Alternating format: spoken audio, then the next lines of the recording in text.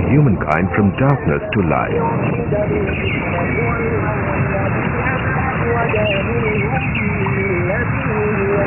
That's also the ongoing mission of Islamic Research Foundation, or IRF, spreading the truth of Allah's final message to mankind.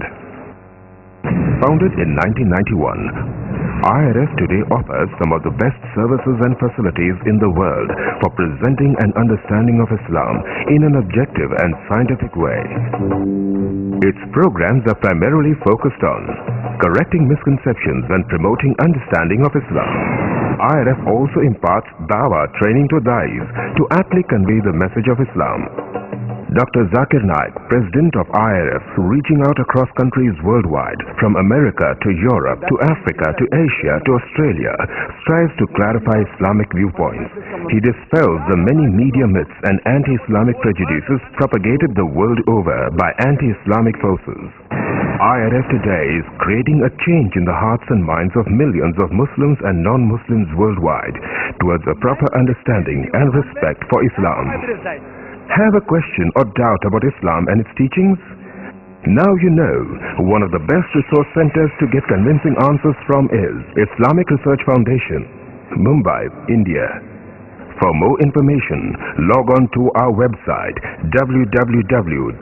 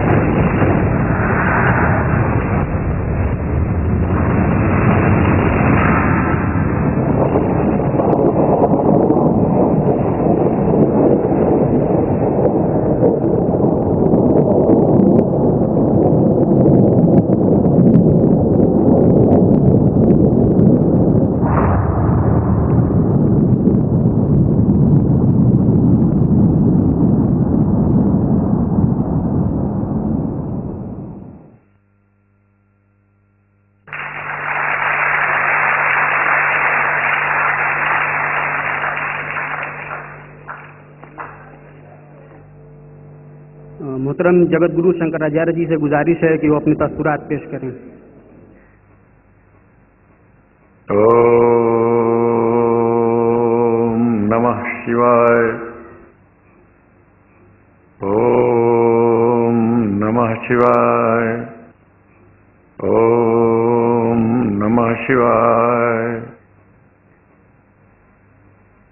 इस महान कार्यक्रम के आयोजक गण, आगंतुक अतिथिगण एवं धर्म प्रेमी सज्जनों,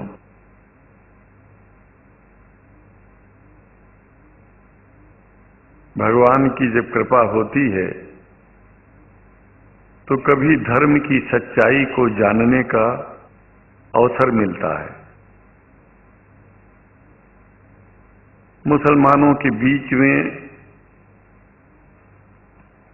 लगातार कई वर्षों से हम जा रहे हैं और भारतवर्ष में एक नई प्रथा का प्रारंभ किया मैंने कि जब जगत गुरु शंकराचार्य भी मुसलमानों के बीच में जाकर के उनके प्रेम को समझ सके और इस्लाम की सच्चाई को जान करके इस्लाम को सारी दुनिया में एक इंसानियत का सबसे बड़ा पाठ सिखाने वाला धर्म मानने के लिए लोगों को समझावे।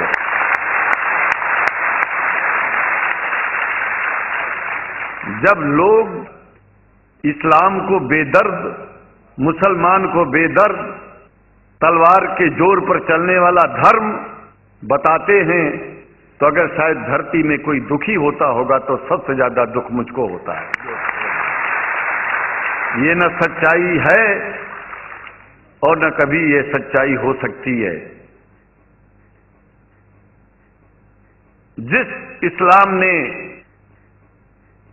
पहला कलमा ही कुरान शरीफ का ये बताता है कि नहीं है इबादत के काबिल सिवाय परमात्मा के और कोई, ला इलाहा इल्लल्लाह मोहम्मद रसूल अल्लाह। भला आप बताइए, वेदों का रस निचोड़ करके मोहम्मद साहब ने परमात्मा की इबादत करके परमात्मा के पैगाम को एक ही कलमे में दे दिया, इससे बड़ा ग्रंथ दुनिया में और क्या हो सकता है।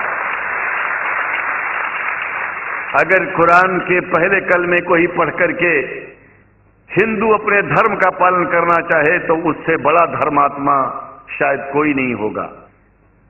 कुरान को हमने गहराइयों में जा करके तो नहीं अनुभव किया, लेकिन कुरान के मानने वालों के हृदय की गहराइयों में जाके देखा कि अगर इस्लाम को पूरी दुनिया अगर स्वीकार कर ले तो इसमें कोई बुराई नहीं है। इस्लाम परमात्मा के द्वारा बताया गया सिद्धांत है। इस्लाम किसी व्यक्ति का अपना नियम नहीं है, अपना सिद्धांत नहीं है।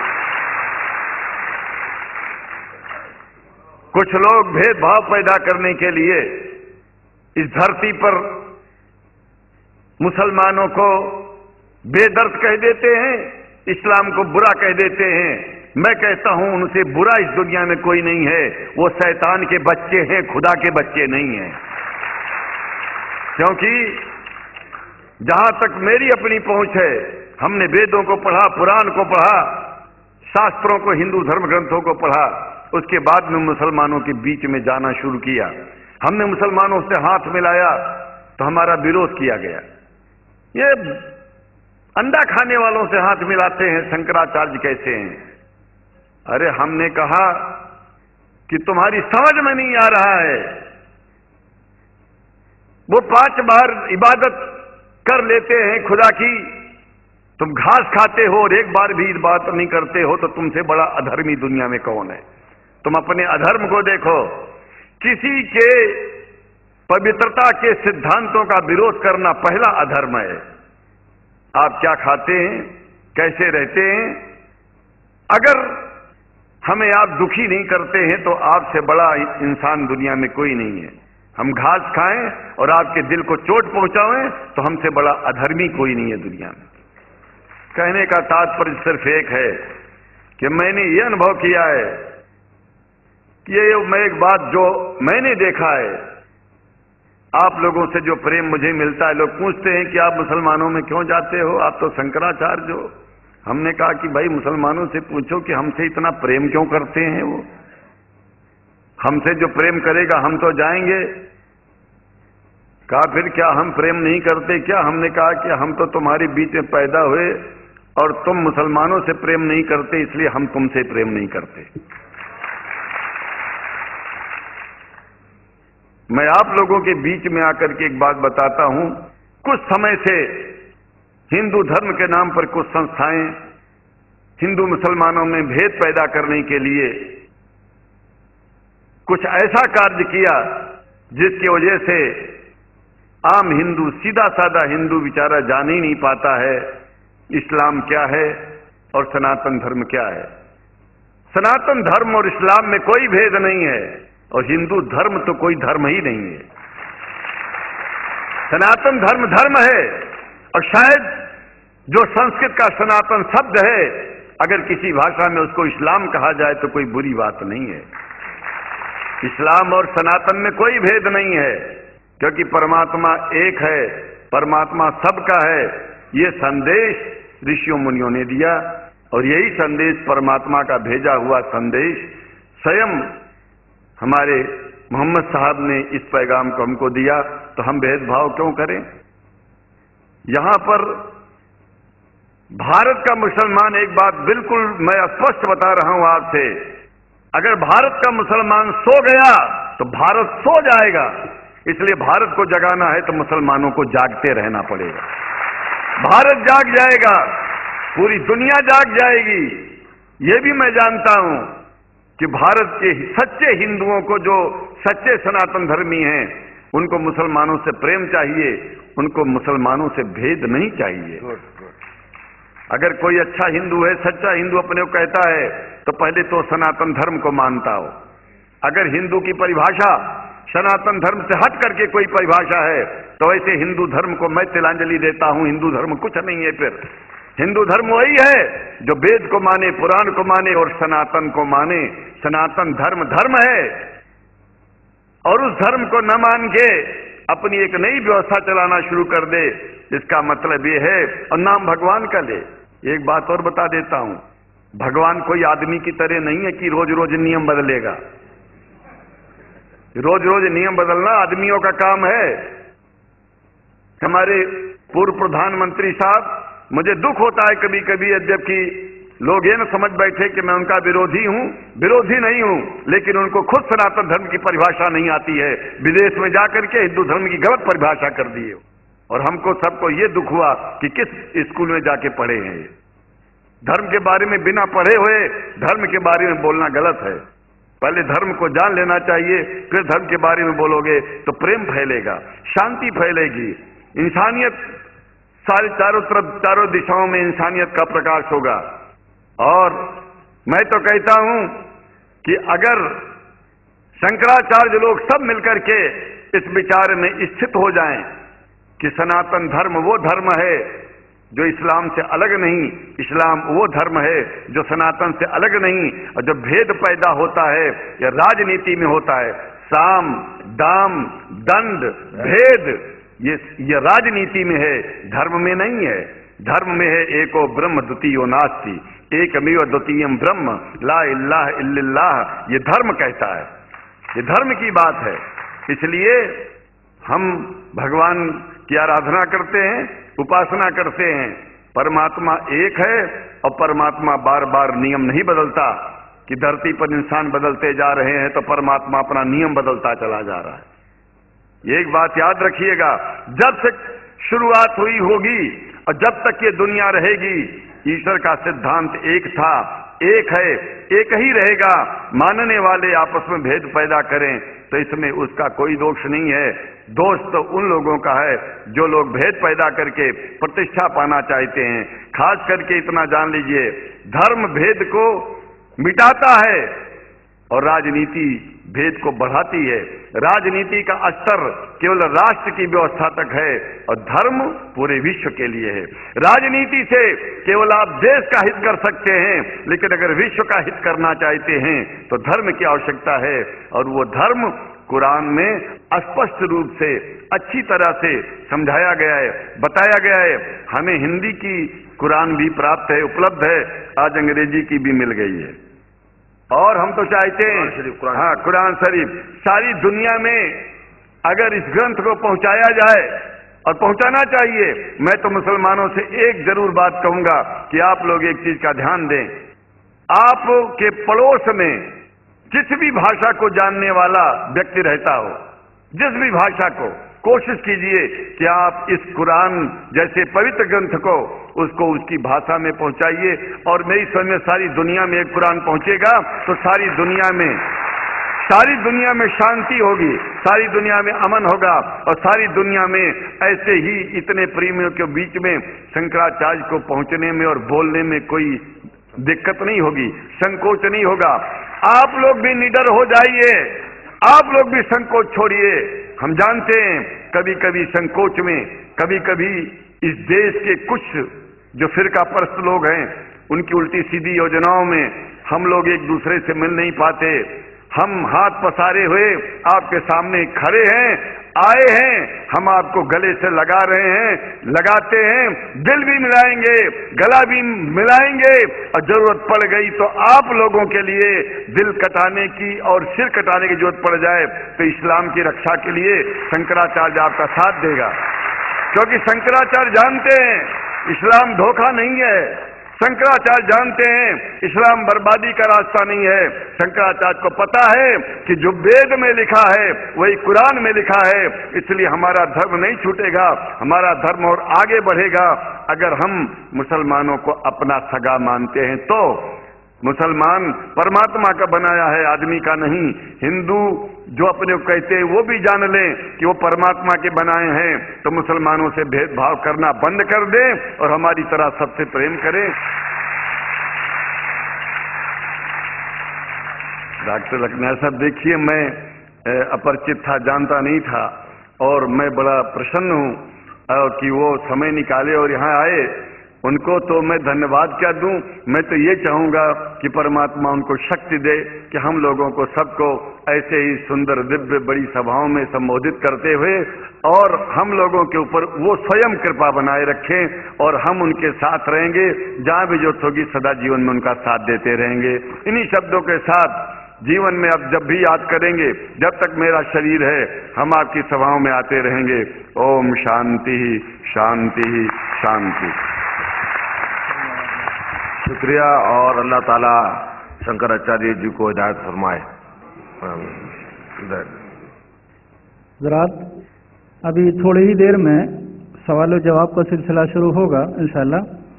उससे पहले मैं बहुत ही अदब से गुजारिश करूंगा मोहतरम जनाब रोशन लाल आर्य जी से, जो आर्य समाज के सदर हैं, कि वो बहुत ही मुख्तसर वक्त में 5-7 मिनट में अपने तासुरात बयान फरमा दें।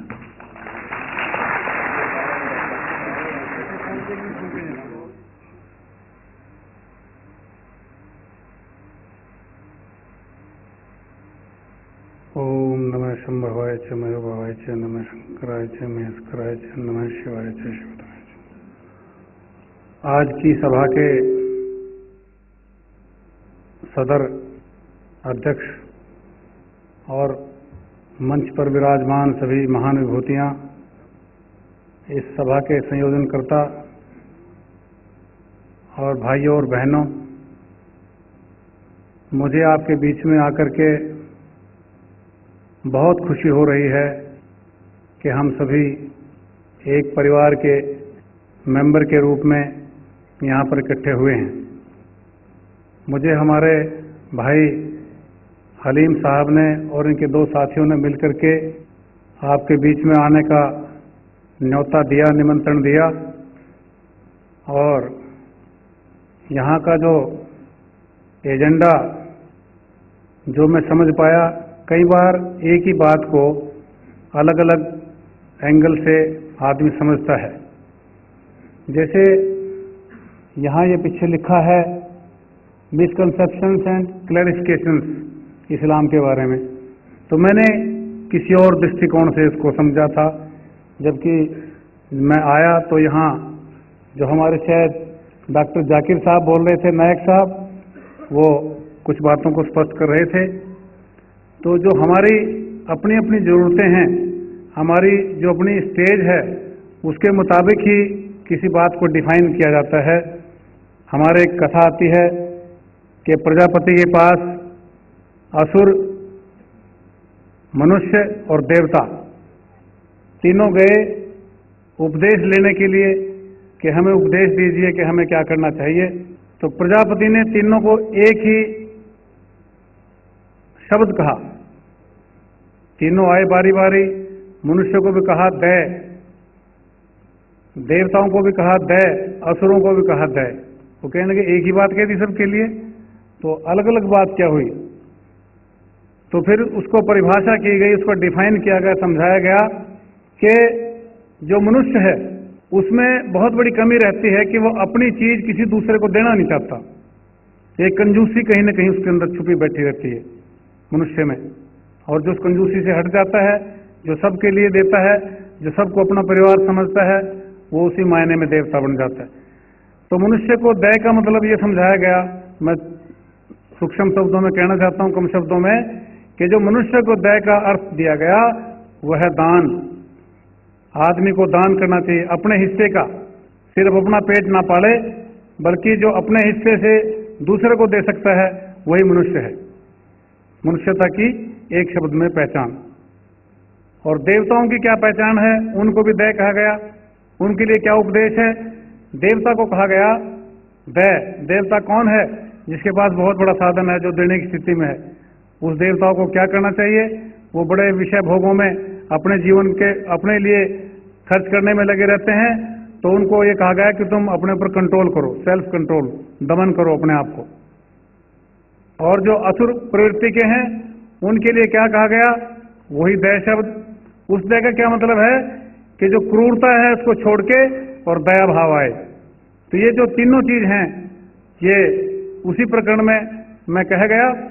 और जैसे ये पीछे बातें लिखी थी, मेरे पास जो कार्ड आया मिसकंसेप्शंस, तो पता नहीं मुझे कुछ झटका सा लगा। मैंने कहा इस्लाम और इस्लाम के बारे में मिसकंसेप्शन किसको, कौन है जिसको मिसकंसेप्शन है इस्लाम के बारे में, मैं जानना चाहता हूं।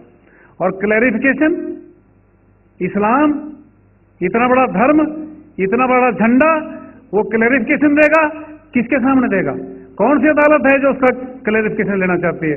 कौन माई का लाल है जो उसकी देशभक्ति पर उंगली उठाना चाहता है? कौन माई का लाल है जो उसके धर्म के सिद्धांतों पर शक करता है? कोई अदालत लगा के पूछना चाहता है, कोई वारंट जारी करना चाहता है? कौन है दुनिया के अंदर ऐसा अज्ञानी व्यक्ति जो ये जानना चाहता है कि इस्लाम आए और हाजिर हो और हमें बताया कि तुम्हारे अंदर ये कमी है, ये कमी है, ये गलती है, वो गलती है? तो जो मैंने समझा मैंने कह दिया। तो मुझे नहीं पता किस प्रकरण में मैंने समझा और किस प्रकरण में मैंने कह दिया। तो मुझे बड़ा कड़वा सा लगा। जो मुझे कार्ड लेके दोनों साथी आए, मुझे इनके ऊपर गुस्सा आया। अरे मैं कह, ये क्यों छपवा दिया? क्या बात, कोई अपराध की वृत्ति है? कोई डर रहे हैं किसी से? किससे डर रहे हैं? क्या हमारे ऊपर कोई आरोप पत्र, चार्जशीट जारी की है किसी ने? तो इस्लाम एक ईश्वर का हुक्म है, भगवान का आदेश है। और मैं एक बात कहना चाहता हूँ, छोटी सी बात है, सबके समझ में आने वाली बात है। जब आदमी बीमार होता है और उसको डॉक्टर के पास ले जा रहे होते हैं और डॉक्टर उसकी तकलीफ दूर करना चाहता है, तो क्या डॉक्टर का धर्म, क्या डॉक्टर की जाति या गोद पूछते हैं कि डॉक्टर ने कहाँ पढ़ाई की, ये पूछते हैं? सिर्फ इस बात की चिंता रहती है कोई मेरे मरीज को बचा ले, कोई इसको मरने से बचा ले। इस बात पर नजर पूरे परिवार की रहती है और किसी बात की नहीं रहती। और आज इस दुनिया को बचाने के लिए इस्लाम ने बहुत बड़ा रोल किया है। आज बहुत बड़ा रोल इसके सामने है। बहुत बड़ी चुनौती का जवाब इस्लाम को आगे बढ़कर देना पड़ेगा। एक जब ये अपने डॉक्टर जाकिर साहब बोल रहे थे तो आदमी सोचता भी रहता है ना, आदमी के अंदर फाउंटेन की तरह से दिमाग है आदमी का। तो जब मेरे ये कह रहे थे कि भाई अमेरिका में, घटिया सी बात है वैसे, पर घटिया को बढ़िया तरीके से कहना चाहता हूँ कि अमेरिका में 2000 पता नहीं, हम इतनी देर से बैठे हैं, इतने में इतने रेप हो गए होंगे। इन्होंने एक बात कही, तो ये तो खैर एक बड़ी एक बीमारी है, आदमी की कमजोरी है, आदमी की गिरावट है। रेप करना एक इंसान का महापशुता नीचता का कार्य है। पशु को कहना, पशु को अपमान करना है। उसको कुत्ता कहेंगे तो कुत्ता एतराज उठा देगा, ये ऐसा क्यों कह दिया। तो मैं ये कहना चाहता हूं, वैसे मेरे मन में आई, भाई ये तो आपने सोच लिया कि अमेरिका में इतने रेप होते हैं, क्या आपने कोई ऐसा देश देखा जो देश दूसरे देशों का रेप करता है? अमेरिका अपने आप में एक रेप का प्रतीक है। इराक के अंदर क्या कर दिया, और क्या कहना चाहता है? आज अमेरिका की नजर में तमाम दुनिया के लोग हैं, अपने आप को थानेदार समझ करके किसी की भी गर्दन मुर्गे की तरह पकड़ के कहना चाहता है इसमें ये गलती। भाई मैं तो जानता नहीं, मैंने बेचारे को देखा नहीं कभी, सद्दाम हुसैन को, कोई ना मेरा रिश्तेदार है, मैं फोटो फाटो देखी हूँ उसके एक आध बार, पर मैं पूछना तो मेरे दिल में बड़ा दर्द उठता है।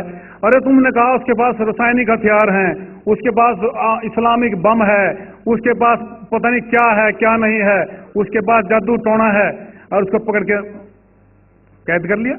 अरे तो किसी के बारे में कह दो, ये तो कह दो मनमोहन सिंह के पास रासायनिक हथियार हैं, कल मनमोहन सिंह को पकड़ लो, कल मुशर्रफ को पकड़ लो, लंका वाली बेचारी वो कुमार तुंगे है, उसको कह दो ये भी जादूगरनी है, इसको पकड़ लो।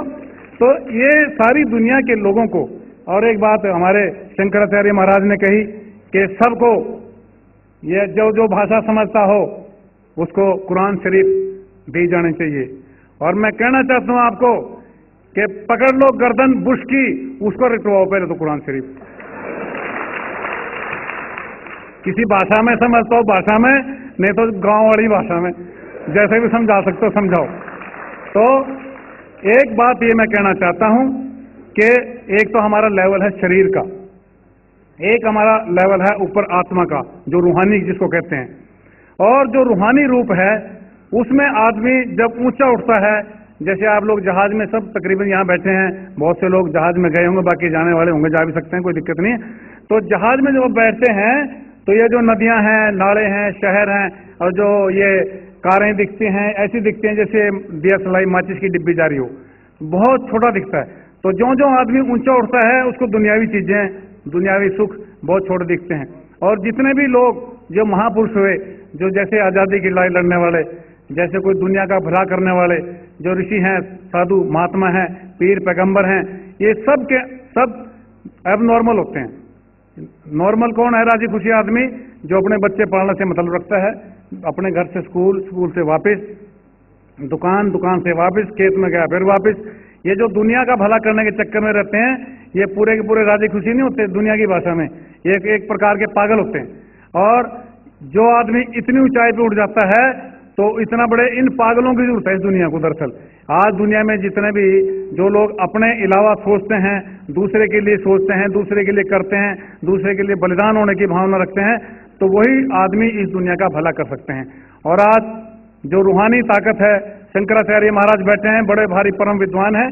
मैं तो सिर्फ एक बात का छोटा सा चर्चा करना चाहता हूं कि जो इस्लाम का जो फिलॉसफी है, जो थिंकिंग है, उससे मैं एक बात कहना चाहता हूं सारे जितने धर्मों के मानने वाले लोग हैं कि हमें जितनी भी सिमिलैरिटीज हैं, जितनी भी समानताएं हैं हमारी आपस में, उन पे चर्चा करना चाहिए, उनसे प्रेरणा लेनी चाहिए और वही हमारा गठबंधन हो सकता है, उसी से हमारा भाईचारा हो सकता है, उसी से हमारा प्यार हो सकता है। और जहां भी हम ये कोशिश करेंगे कि हम ये सिखाने की कोशिश करें कि इस्लाम ने हमारे से ये लिया, उसने हमारे से लिया, फिर तो सींग फंस जाएंगे, टक्कर हो जाएगी। तो टक्कर से बचने का तरीका यह है कि जो जो सिमिलैरिटीज हैं, जो जो समानताएं हैं, उनको लेकर के चलें तो भाईचारा होगा। जितने भी आज दुनिया में बीमारियां, परेशानियां हैं, उन सब को मिलकर के हम दूर कर सकते हैं और जो उसका समाधान कर सकते हैं।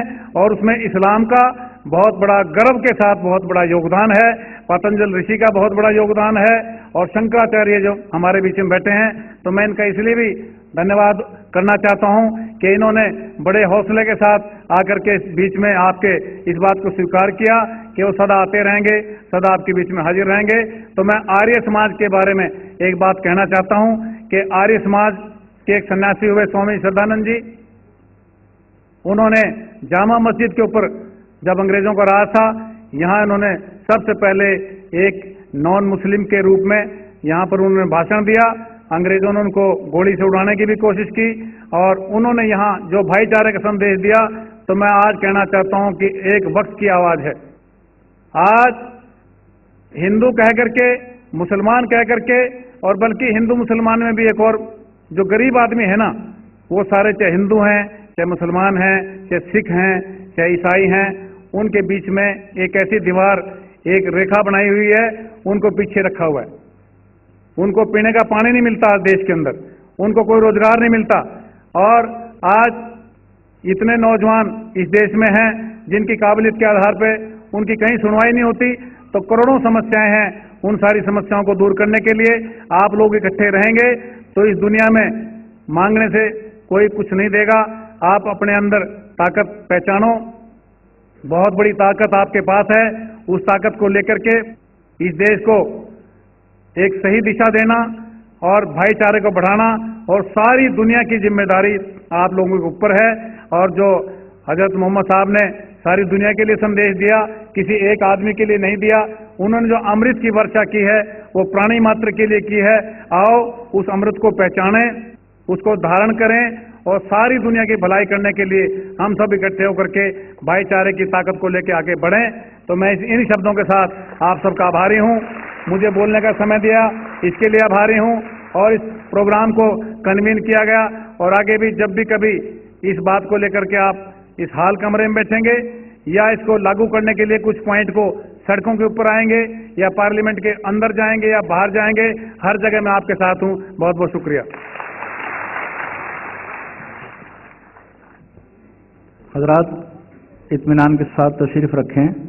अब सवाल जवाब का सिलसिला शुरू होगा और उसके सिलसिले में गुजारिश ये है कि डॉक्टर साहब ने जिस उन्वान पर खिताब किया है उसी खिताब से मुताल्लिक आपके जहन में जो सवाल हो वो करें, गैर मुताल्लिक सवाल मत कीजिएगा। दूसरी बात यह है कि इस जानिब और उस जानिब माइक लगा हुआ है, जिनसे आपको सवाल करना है वो निहायत इत्मीनान के साथ तशरीफ़ लाएं और माइक से सवाल करें, डॉक्टर साहब जवाब देंगे।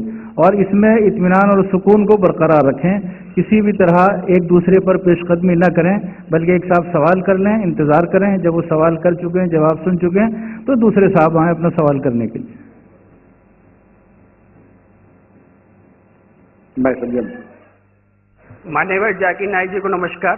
मैं लालचंद आर्य, नयाबास आर्य समाज मंदिर से। सबसे पहले माननीय रोशनलाल जी से एक सवाल करना चाहता हूँ। स्वामी दयानंद सरस्वती ने जो अपनी जीवनी में लिखे 7 प्रकाश में, उसमें श्री कृष्ण जी को योगी राज श्री कृष्ण का है, जबकि कि उनकी कोई बीवियां नहीं थी, एक के अलावा उनका नाम था रुक्मणी और उनसे ही बच्चा पैदा हुआ था पदुम। इन्होंने एक इल्जाम लगाया आर्य जाति पे कि श्री कृष्ण जी की 11,000 पत्नियां थी। कृपया आप समाधान करें और इसका जवाब आप पूर्ण लें इनसे कि इन्होंने जो इल्जाम लगाया है क्या वो सही है या गलत है।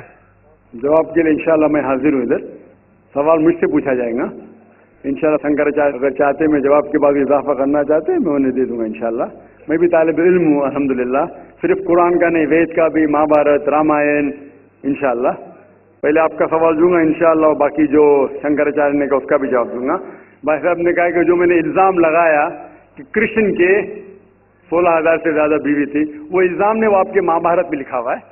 और कृष्ण की एक बीवी ने 8 बीवियां थे, 8 बीवियां थे, उसमें से रुक्मणी थी, 8 बीवियां थी। उसके बाद 16,100 जब जंग के हालत के अंदर उनने 16,100 से शादी की। ये लिखा है महाभारत के अंदर अनुशासन पर्व में। मैं आपको हवाला दे रहा हूं। किसी भी धर्म में, किसी भी मजहब में जब आप तकरीर करते हैं, जवाब देते, उसका हवाला होना चाहिए किताब से। मैं कहता हूं या कोई स्वामी कहते या शंकराचार्य कहते, उसकी वैल्यू 0 है। मैं कुछ कहता हूं इस्लाम में, उसकी वैल्यू 0 है। मैं हवाला दूंगा कुरान और सही हदीस का। तो मेरे तकरीर में जितनी भी मैंने बात इस्लाम के मुतालिक की, उसका हवाला दी चैप्टर नंबर सूरह माइदा चैप्टर नंबर 5 वर्स नंबर 1, या सही बुखारी वॉल्यूम नंबर 4 हदीस 46। तो ये जो हवाला मैं दे रहा हूं, ये महाभारत में लिखा हुआ है अनुशासन पर्व में कि श्री कृष्ण ने 16,100 एक साथ में 8 पहले थे, तो वो 8 को जुड़ के कुल मिला के होते हैं 16,108। तो 16,100 साथ में उन्होंने की वो जंग के हालत में जब कई लोग मारे गए। तो उस हालात में तो ये इल्जाम नहीं, हकीकत है। अगर आप समझते ये गलत है तो आपको महाभारत में नहीं मानना चाहिए। और जो लोग ने अभी तकरीर किए, मैं तकरीर के बाद माशाअल्लाह जब शंकराचार्य ने कहा और शुरू किया, उन्होंने पूरी तकरीर में एक अरबी की आयत की तिलावत की, आयत या अरबी बोलें कलमे की तिलावत की, और एक संस्कृत की तिलावत की। और कई लोग ने जब उन्हें कहा ला इलाहा इल्लल्लाह मुहम्मद रसूलुल्लाह, जब उन्होंने कहा कलमे शहादत ला इलाहा इल्लल्लाह मुहम्मद रसूलुल्लाह, बहुत लोग ने ये समझा होगा कि जो कह रहे हैं शंकराचार्य वो मुसलमानों को बहलाने के लिए कह रहे होंगे।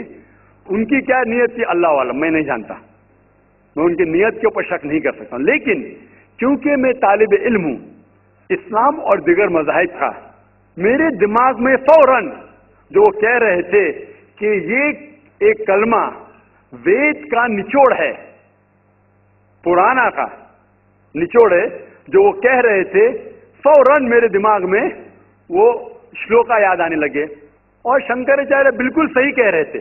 उनकी नीयत क्या थी अल्लाह आलम, लेकिन वो बिल्कुल सही कह रहे थे कि अगर आप हिंदू मजहब की किताब पढ़ेंगे, उन्हें सही कहा कि हिंदू मजहब, ये नाम जो हिंदू है ये ब्रिटिशर्स ने दिया है, अंग्रेजों ने दिया। ये हिंदू लफ्ज जो है अंग्रेजों ने दिया है, सही नाम होना चाहिए वेदांती से सनातन धर्म। ये हिंदू जो नाम है ये हिंदुइज्म अंग्रेजों ने दिया।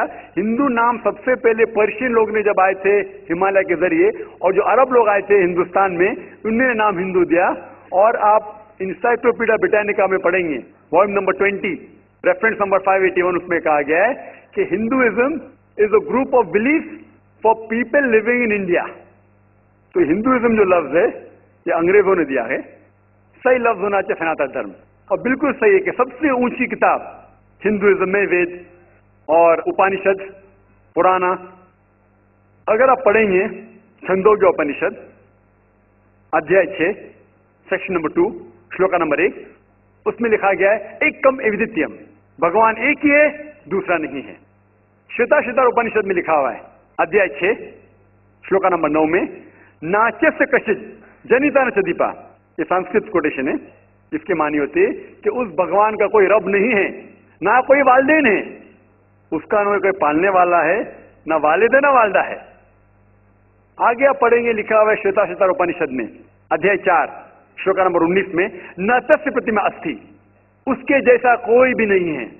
اور سارے کتابوں میں سے جو سب سے اوپر کتاب ہے جس طرح شنکراچاریہ نے کہا وہ ہے وید، اور 4 وید ہے، رگ وید، یجروید، سام وید اور اتھروا وید. یجروید میں لکھا ہوا ہے ادھیائے 32 chapter number 32 shloka number 3 verse number 3 میں لکھا ہے نہ تस्य پرتما استھی، اس کا نہ کوئی عکس ہے، نہ کوئی بت ہے، نہ کوئی تصویر ہے. اس بھگوان کا نہ عکس ہے نہ تصویر ہے. اور آگے لکھا ہوا ہے یجروید میں ادھیائے 40 شلوکا نمبر 9 میں اندھاتم پروشنتی یا اسموتی مپاستے. اندھاتم اندھکار، پروشنتی مطلب اندر جانا. وہ لوگ اندھکار میں جا رہے ہیں جو لوگ اسمبوتی کی پوجا کرتے ہیں. اسمبوتی مطلب قدرتی چیزیں، ہوا، آگ، پانی. جو لوگ قدرتی چیزیں کی پوجا کرتے ہیں وہ اندھکار میں جا رہے ہیں. اور آگے شلوکا کہتا ہے کہ وہ لوگ اور گہرے اندھکار میں جا رہے ہیں جو لوگ سمبھوتی کی پوجا کرتے ہیں. سمبھوتی مطلب بنائی ہوئی چیزیں، مطلب ٹیبل، چیئر، گاڑی، بت. یہ جو بنائی ہوئی چیزیں ہیں اس کی اگر پوجا کر رہے ہیں تو اور اندھکار میں جا رہے ہیں. اور آپ پڑھیں گے رگ وید، چاروں ویدوں سے سب سے اونچا وید ہے رگ وید.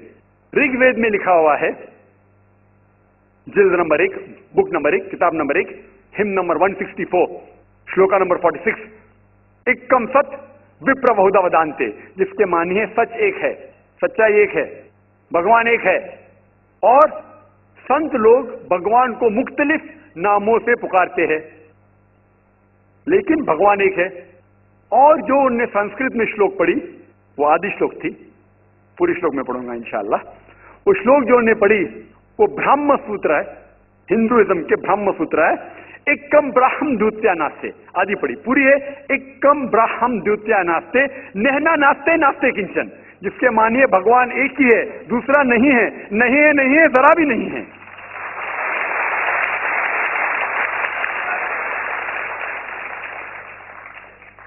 یہ پورا برہم سوتر ہے.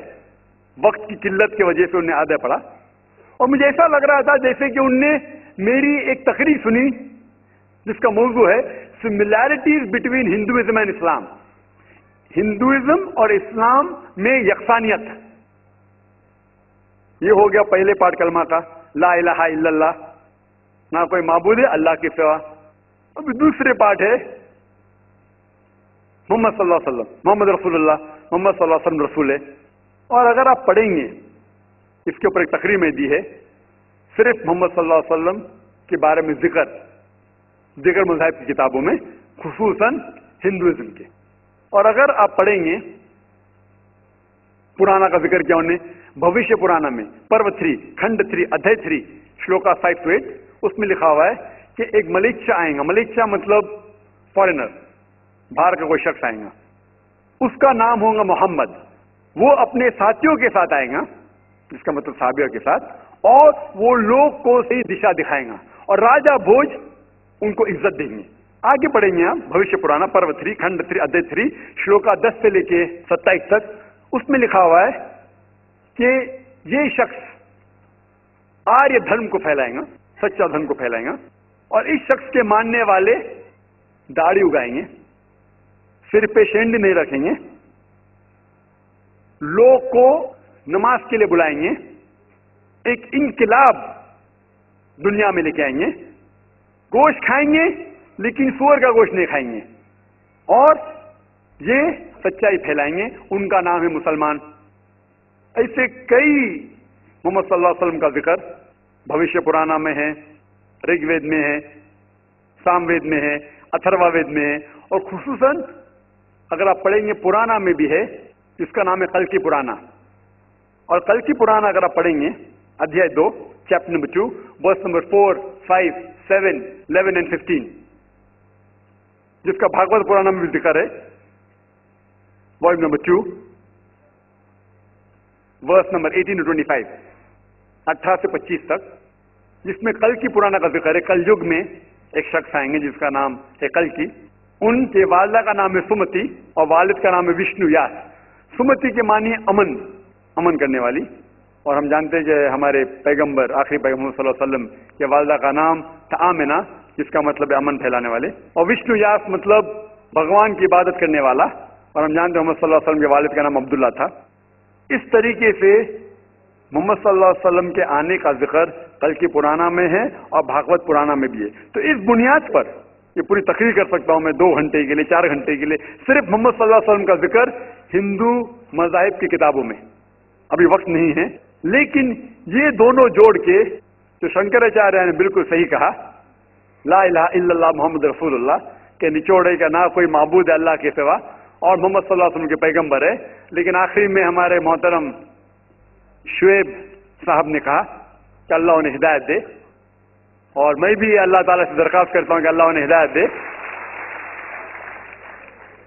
ना ही सर कटाने की इस्लाम के लिए, इस्लाम के ऊपर अमल करने के। हो सकता है कि काफी चीज पर अमल करते होंगे, लेकिन मुकम्मल जिस तरीके से कहा गया है उनके वेद के अंदर कल की पुराना में, एक शख्स आएंगे जो आपको सीधी रास्ता दिखाएंगे। वो जिक्र है कल की के बारे में, जो जिक्र है मोहम्मद सल्लल्लाहु अलैहि वसल्लम के बारे में, और उन्हें इस्लाम की किताबें पढ़ी अल्हम्दुलिल्लाह सुम्मा अल्हम्दुलिल्लाह। और इंशाअल्लाह मैं भी दुआ करता हूं कि अल्लाह ताला शंकराचार्य को हिदायत दे। तो जो भी सवाल का जवाब है अल्हम्दुलिल्लाह किताबों के हवाले से होना चाहिए, वो सही जवाब है। ये sister, do have any question? ये सिस्टर, मोस्ट वेलकम। मेरा नाम लीला है, मैं जेएनयू से आई हूँ। मेरा सवाल आपसे ये है कि आप मुस्लिम, दलित और हिंदू महिलाओं को किस दृष्टिकोण से देखते हैं? और अगर एक ही दृष्टिकोण से देखते हैं तो गुजरात में जो दंगा हुआ उसने मुस्लिम महिलाओं के साथ ही रेप क्यों किया गया पकड़ कर? बहन का सवाल है कि आप मुस्लिम, हिंदू और दलित को किस दृष्टि से देखते हैं, और अगर एक है तो जो गुजरात में सिर्फ मुसलमान महिलाओं के साथ बलात्कार क्यों हुआ? पहला सवाल का जवाब, किस दृष्टि से मैं हिंदू, दलित और मुसलमानों को देखता हूं? इंसान की दृष्टि से, इंसान की दृष्टि से। अल्लाह ताला फरमाते हैं, अल्लाह सुब्हानहू व तआला कुरान में फरमाते हैं, सूरह इसरा में सूरह नंबर 17 आयत नंबर 70, अल्लाह ताला फरमाते हैं, वलक़द कर्रमना बनी आदम, हम हर बनी आदम, हर आदम के औलाद पे करम फरमाए। अल्लाह ताला फरमाते लक़द कर्रमना बनी आदम, हर आदम के औलाद, हर बनी आदम के ऊपर करम फरमाए। चाहे वो अमेरिका में पैदा हो, हिंदुस्तान में हो, सऊदी अरेबिया में हो या इंग्लैंड में हो, चाहे वो काला हो या गोरा हो, चाहे वो औरत हो या आदमी हो, या किस भी मजहब में पैदा हो, समझ के अल्लाह ताला ने हर बनी आदम के ऊपर करम फरमाया। उसके बाद अल्लाह सुब्हाना व तआला ने हिदायत दी किस तरीके से अपनी जिंदगी बसर करना। और जिस तरीके से आपने कहा कि हिंदू मजहब की किताबों का मुताला किया हूं मैंने, अल्हम्दुलिल्लाह। दलित जो है, जैसे कुछ लोग जानते होंगे, बाबा साहब अम्बेडकर मरने के कुछ महीने पहले उन्होंने बुद्धिज्म एक्सेप्ट किया। वो इस्लाम से मुतासिर थे, कुछ मुस्लिम लोगों ने उनका साथ नहीं दिया, तो वो सेकंड मजहब पे गए जो उनके हिसाब से बेहतर था, वो बुद्धिज्म। और जो दलित है वो एक्चुअली देखे जाओ तो न्यू बुद्धिस्ट है। अफसोस की बात है कि दलित भी नहीं जानते कि उनका मजहब क्या है। और जब सेंसस होता है इस इंडिया का, तो दलित को हिंदू में शुमार किया जाता है, जो बिल्कुल गलत है। बाबा साहेब अम्बेडकर लगभग 300 मिलियन, 30 करोड़ लोग को, लगभग 30 करोड़ दलित लोग को हिंदू से छुटकारा पाने के लिए, कास्ट सिस्टम से छुटकारा पाने के लिए इलादा हुए। लेकिन अफसोस की बात है आज के सेंसस में जब हिंदू की गिनती होती है उसमें दलित को भी गिना जाता है, जो बिल्कुल गलत है। दलित हिंदू नहीं है। बाबा साहेब अम्बेडकर ने दलित को कास्ट सिस्टम, जात पाति से छुटकारा पाने के लिए उनने बुद्धिज्म एक्सेप्ट किया, जिसे कहते हैं नियो बुद्धिस्ट। और अल्हम्दुलिल्लाह सुम्मा अल्हम्दुलिल्लाह बाबा साहेब अम्बेडकर की किताब भी मैंने पढ़ा, और अगर आप पढ़ेंगे results of Hinduism volume number 4, उसके अंदर भी लिखा हुआ है कि कृष्ण के 16,108 बीवियां थे। बाबा साहेब अम्बेडकर ने हिंदू मज़हब किताब का काफी मुताला किया, और उसके बाद اس نے کہا کہ کاسٹ سسٹم غلط ہے. اور صرف بابا صاحب امبیڈکر نے بھی نہیں, مثال کے طور پہ راجا رام موہن رائے, وہ بھی کاسٹ سسٹم کے خلاف تھے. جسٹس رانا ڈے, راجا رام موہن رائے بنگال سے تھے, جسٹس رانا ڈے بمبئی کے تھے. یہ سب وہ ہندو ریفارمرز, اور انہوں نے کہا کہ ہمیں اپنشد اور وید کی طرف آنا چاہیے.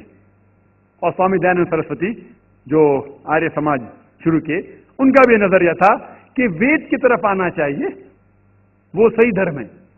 تو میرا نظریہ یہ ہے کہ میں ہندو دھرم کی کتاب پڑھ چکا ہوں الحمدللہ, بابا صاحب امبیڈکر کی کتاب پڑھ چکا ہوں, اور میں قرآن کی اس آیت کے اوپر عمل کرتا ہوں, سورہ عمران سورہ نمبر 3 آیت نمبر 64, تعالوا الی کلمۃ سواء بین بینکم, آؤ ہم آپس میں اس بات پہ سہمت ہو جو ہم میں یکساں ہے,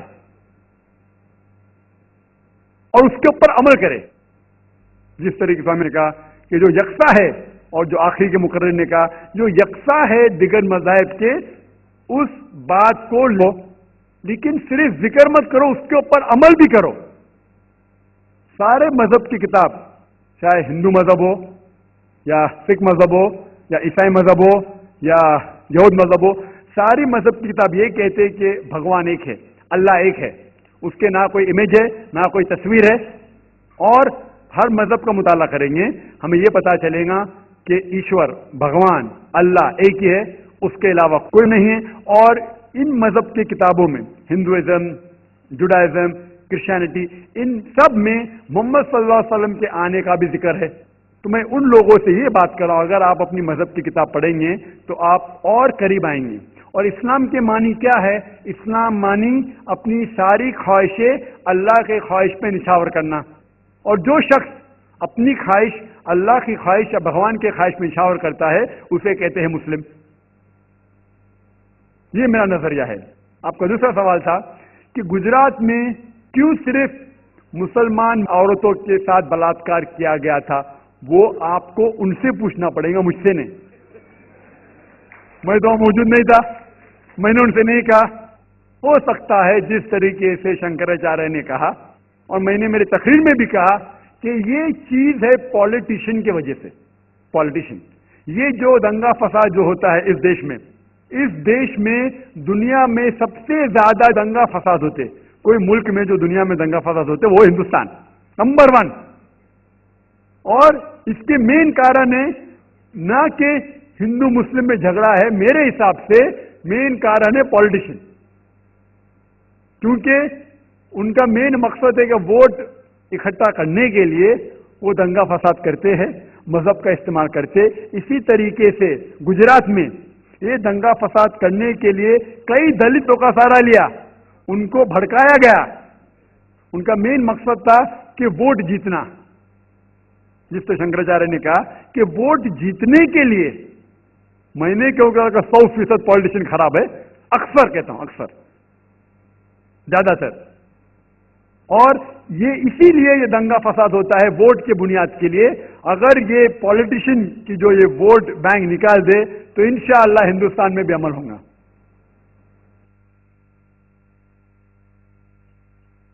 میرا نام وکرم ہے اور میں جے این یو کا ہسٹری کا شودھ چھاتر ہوں اور پربھات خبر نیوز پیپر کا دلی بیورو کرسپونڈنٹ ہوں.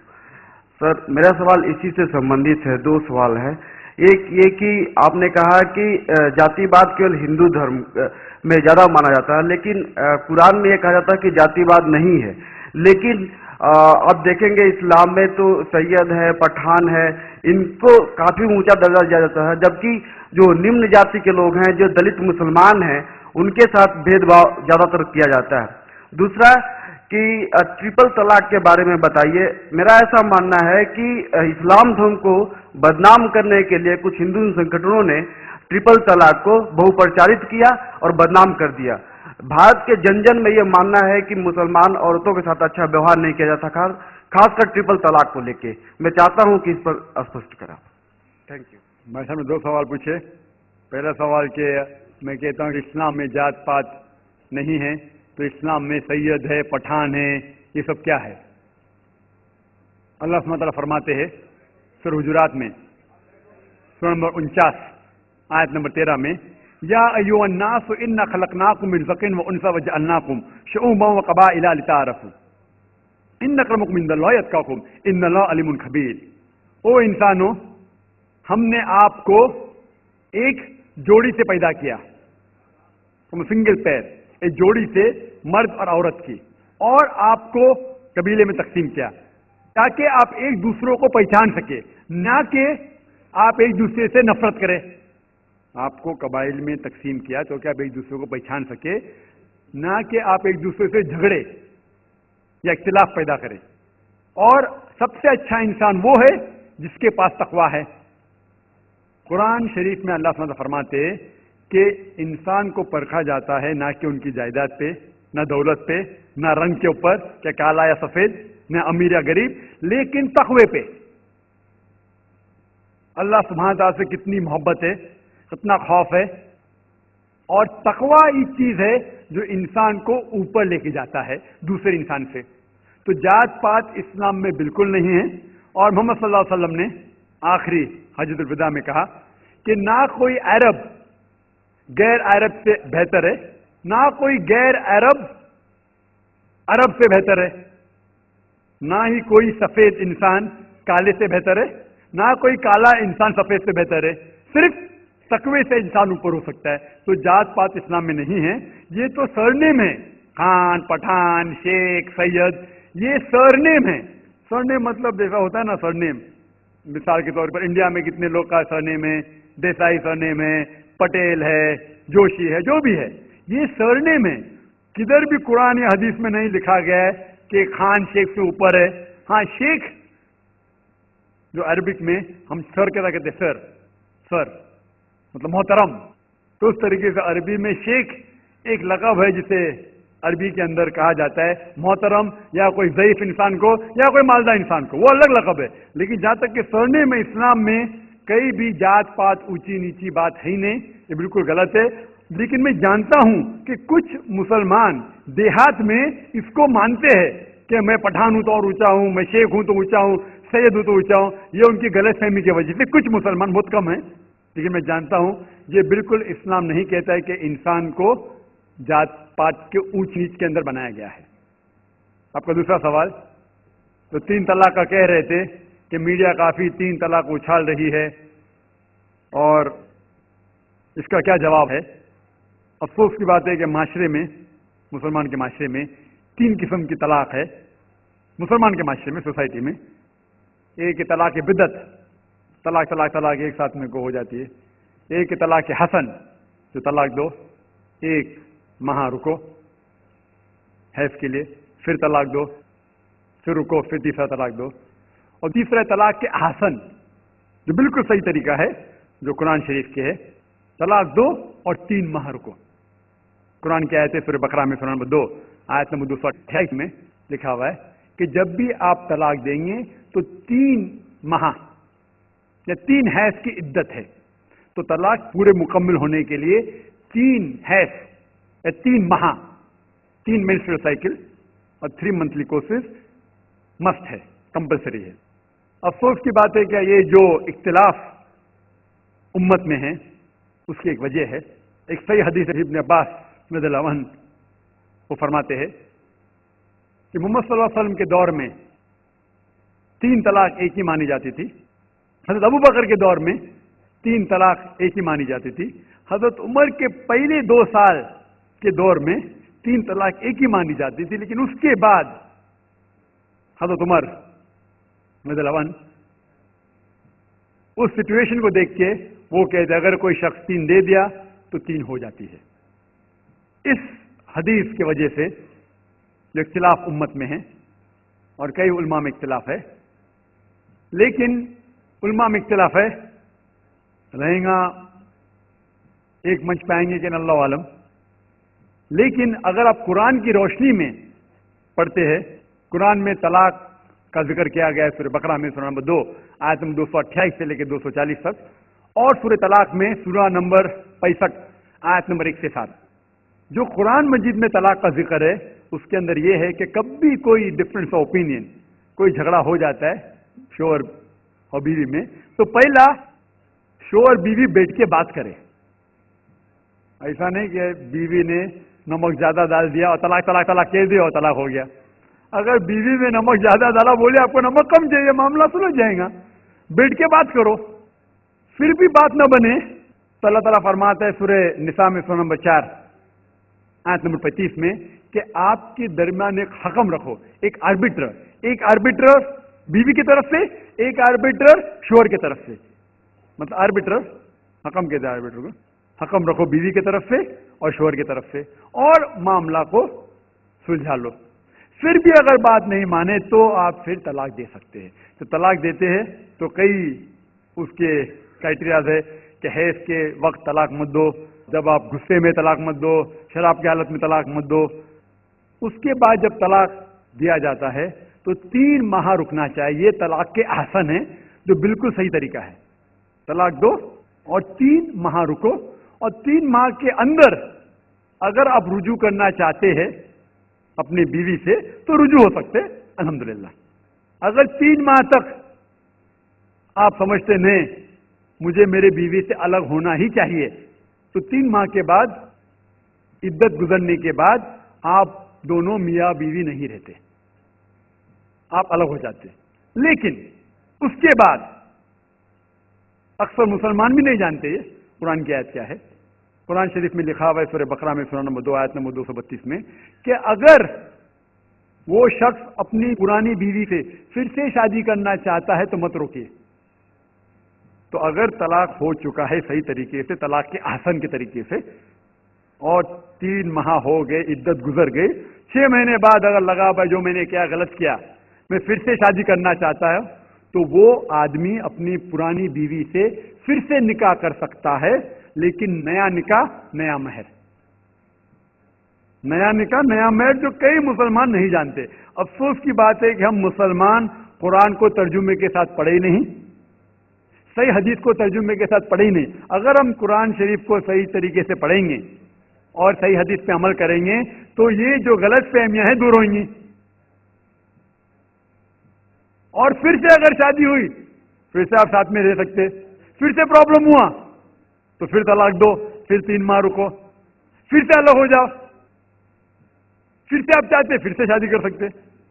3 بار جائز ہے, تیسری بار آخری بار ہے, اس کے بعد آپ پھر سے شادی نہیں کر سکتے جب تک وہ دوسری کسی سے شادی نہیں کرے. لیکن میں نے اپنی زندگی میں ایک بھی شخص میری زندگی میں نہیں آیا جو طلاق کے حسن کیا, صحیح طریقے سے طلاق دیا, علیحدہ ہو گئے, پھر نکاح ہو گیا, پھر علیحدہ ہو گئے, پھر نکاح ہوا, پھر علیحدہ ہوا. میں نے کوئی بھی شخص میری زندگی میں پورے دنیا میں ایسا شخص کے بارے میں سنا ہی نہیں جو صحیح طریقے سے کیا اور بچھڑ گیا, پھر سے شادی کی, پھر سے بچھڑ گیا, پھر سے نکاح کے, پھر بچھڑ گیا, پھر شادی کرنا چاہتا ہے. اگر آپ صحیح طریقے سے قرآن کے اوپر عمل کریں گے تو یہ نوبت آئیں گی نہیں. اور کچھ لوگ جو اسلام کو مذاق بنائیں اور کیا کہتے کہ اچھا اگر ایک ساتھ میں دے دیے, 3 طلاق دے دیے, ہو گئی, ابھی کیا حلالہ کرو. قرآن کہتا ہے 3 طلاق ایک ساتھ میں بھی دیں گے تو ایک ہی ہوتی ہے. محمد صلی اللہ علیہ وسلم کے وقت میں 3 بھی ایک ساتھ میں دینا ایک ہی ہوتا تھا. حضرت ابو بکر کے ٹائم میں بھی 3 طلاق ایک ہی ہوتا تھا. حضرت عمر کے دور میں لوگ جو کہتے 3 طلاق 3 ہوتی ہے, کئی علماء کہتے ہیں کہ ان نے یہ اپنے فتوے پہ رجوع کیے اور انہیں افسوس تھا کہ یہ فتویٰ انہیں دیے, اور کئی لوگ کہتے نہیں ان کا فتویٰ صحیح تھا. اس میں امت کا اختلاف ہے. لیکن اگر قرآن کی روشنی میں دیکھیں گے تو 3 طلاق ایک ساتھ میں بھی دیں گے تو ایک ہی ہوتی ہے. حضرت عمر کے دور میں رضی اللہ عنہ انہوں نے کہا تھا کہ ہم اسے کہہ نہیں سکتے کیا وہ غلط ہے, لیکن علماء یہ کہتے ہیں, مثال کے طور پر ابن تیمیہ, شیخ ابن تیمیہ, وہ کہتے ہیں کہ یہ حضرت عمر میں اللہ بھی پلیز رضی اللہ عنہ, وہ محمد صلی اللہ علیہ وسلم نے جو کہا اس کے اوپر نہیں ہے, اسی لیے ہمیں بات ماننا چاہیے قرآن اور اللہ کے رسول کی. اس کے اندر حضرت عمر میں اللہ بھی پلیز رضی اللہ عنہ انہوں نے رجوع کیا, اسی لیے وہ کہتے کہ 3 طلاق بھی ہوئیں گی تو ایک ہی ہوتی ہے, 3 نہیں ہوتی. اس میں امت کا اختلاف اس لیے ہے کہ ہم نے قرآن پڑھے ہی نہیں. ہم اگر قرآن پڑھیں گے صحیح طریقے سے اور جانے, کئی لوگ یہ سمجھتے ہیں کہ طلاق کے لیے 3 بار بولنا ضروری ہے, اگر 3 بار نہیں کہیں گے طلاق ہوتی نہیں. وہ ان کی نادانی ہے, وہ ان کی جہالت ہے. تو ہمیں کیا کرنا چاہیے؟ یہ میڈیا اچھال رہی ہے، ہم مسلمانوں کو یہ طلاق کا طریقہ جو صحیح طریقہ ہے طلاق کے احسن، اس کو عام کرنا چاہیے، اور یہ کہنا چاہیے کس بنیاد پہ طلاق دی جا سکتی ہے، کب دی جا سکتی ہے، کیسے موقع پہ دی جا سکتی ہے، دینا چاہیے کہ نہیں۔ تو یہ سب اگر ہم مسلمان عام کریں گے تو انشاءاللہ یہ اختلاف جو امت میں ہے وہ نہیں رہیں گا، اور میڈیا اسے اچھال رہی ہے۔ جی ہمارے صاحب، آپ کا نام اور آپ کا؟ میرا نام ربی کولی ہے صاحب، ڈاکٹر صاحب، میرے پیرنٹس ہندو تھے، پر میں اپنے کو ہندو نہیں مانتا ہوں، میں اپنے کو انسانیت مانتا ہوں، انسان مانتا ہوں۔ بائی چانس میں جمع ہوں ہندو جگہ گھر، اور آپ جمع ہیں اسلام کے گھر، اور دوسرے جمع ہیں ان کے گھر، تو سب سے زیادہ ہے انسانیت۔ اور ابھی تک مذہب نے، کوئی بھی مذہب ہو، انسانیت کے اوپر عمل نہیں کیا۔ آپ نے 12-13 سال سے اس میں اسٹڈی کر رہے ہیں، میں نے 30 سال سے اسٹڈی کر رہا ہوں، بال میرے سفید ہو گئے ہیں، روٹی کے لیے میں بزنس کرتا ہوں۔ پر جو کتابوں کے آپ نے پڑھے ہیں، آپ نے یہ جانچ کی وہ کتابیں کس نے لکھی ہیں؟ ہزاروں سال بعد لکھی ہیں۔ پہلے ایک زبان کی بات ہوتی تھی، کوئی رام رام رام کہہ کے اس کے کہاوت ہے مر مر مر کہنے لگا، اس کو پوجنا ہے۔ ویدا ایسی تھی، گریک میتھالوجی ایسی تھی، ایجپشن میتھالوجی ایسی تھی، ابراہیم سے لے کے موزس تک، اور آپ کے محمد صاحب کے پاس، آپ کا محمد صاحب کا جو کتاب لکھے گی قرآن 50 سال بعد لکھے گی، اور نہیں 40-50 کوئی بھی ہو۔ پر مجھے معاف کرنا صاحب، میں آپ سے ایک سوال یہ اٹھنا چاہتا ہوں، ہم سب انسان ہیں، انسان کو ایک کر کے سب مذہب 21 سینچری میں انسانیت مذہب کیوں نہیں بناتے؟ جو آپ ٹھہرا، میں نے ابھی ختم نہیں کیا جناب، میں نے اب نے ختم نہیں کیا۔ ہاں میں یہ کہہ رہا ہوں صاحب، آپ اپنا پرسنل مذہب ہے رکھیے، اپنے گھر میں رکھیے، بس اسٹیٹ میں اور دوسروں کے اوپر نہ لائیے، وار نہ کریے، لڑائی نہ کریے۔ ایک معافی چاہتا ہوں، ایسی ہزاروں چیزیں میں دوسرے مذہب میں نکال سکتا ہوں۔ میں آپ سے پوچھنا چاہتا ہوں، خلیفہ 40 سال کے اندر مر گئے، مرڈر ہوئے، اسیسنیٹ ہوئے، اور علی صاحب جو تھے وہ گرینڈ سر ہمارے پیغمبر کے تھے۔ یہ چیزوں کے حوالات دوسروں میں بھی ہے، میں ہزاروں دے سکتا ہوں، پر اس کا سوال میں آپ سے کہنا چاہتا ہوں۔ بھائی صاحب نے اچھا سوال پوچھا، لمبا تھا، تقریر تھی چھوٹی۔ بھائی صاحب نے کہا کہ وہ ہندو دھرم میں پیدا ہوئے لیکن ہندو نہیں ہے، انسان ہیں، کیوں نہ ہم ایک مذہب انسانیت بناتے ہیں؟ ان کا جو کہنا ہے وہ انسان ہے۔ بھائی صاحب، ہر شخص، ہر انسان جو پیدا ہوتا ہے وہ انسانی ہوتا ہے، لیکن صرف انسان ہونا کافی نہیں ہے، انسان ہونا ضروری ہے۔ ہر مسلمان پہلے انسان ہونا ضروری ہے اسے۔ اسلام کی سارے باتیں، ایک بھی باتیں میں نے کہا میں تقریر میں انسانیت کے خلاف نہیں ہے، ایک بھی باتیں۔ میں چیلنج کرتا ہوں، آپ ایک بھی بات اسلام کی بنیادی بات بتاؤ جو انسانیت کے خلاف ہے۔ مسلمان ہونے کے لیے اچھا انسان ہونا ضروری ہے، اگر آپ اچھے انسان نہیں ہیں تو مسلمان ہو ہی نہیں سکتے۔ لیکن صرف اچھا انسان ہونا کافی نہیں ہے۔ مثال کے طور پہ ڈاکٹر بننے کے لیے 10ویں پاس کرنا ضروری ہے، پھر 12ویں، پھر ڈاکٹری۔ تو میں کہوں گا ڈاکٹر بننے کے لیے اسکول پاس کرنا ضروری ہے، لیکن اسکول پاس کرنا کافی نہیں ہے۔ تو اسلام میں اچھا مسلمان بننے کے لیے اچھا انسان بننا ضروری ہے، لیکن صرف اچھا انسان بننا کافی نہیں ہے۔ سمجھا؟ کیوں؟ کیونکہ انسان کو جس نے پیدا کیا اس کی عبادت کرنا ضروری ہے۔ جس نے آپ کو پیدا کیا، جس نے آپ کو پیدا کیا، اس کی اگر آپ عبادت نہیں کریں گے تو انسانیت کے نام پہ کلنک ہے۔ آپ کہتے ہیں کہ مذہب، جتنے مذہب ہے سب بھید بھاؤ پیدا کرتا ہے، نفرت پیدا کرتا ہے۔ آپ نے کہا، شنکراچاریہ نے بالکل صحیح کہا۔ شنکراچاریہ نے کہا کہ کوئی بھی مذہب نہیں سکھاتا کہ آپس میں بھید بھاؤ کرنا۔ ان کی بھی اسٹڈی ہے، میری بھی اسٹڈی، آپ کی بھی اسٹڈی ہے۔ آپ نے کہا کہ میں نے 10-12 سال کیا، آپ نے 30 سال کیے. اگر آپ 30 سال کیے اس کا مطلب نہیں کہ آپ مجھ سے اچھے ہیں، ضروری نہیں. میں نے نہیں کہا کہ آپ نے کہا، میں نے یہ بھی نہیں کہا کہ آپ نے کہا. میں نے کب کہا کہ آپ نے کہا؟ میں کہہ رہا ہوں. میں نے کب کہا کہ آپ نے کہا؟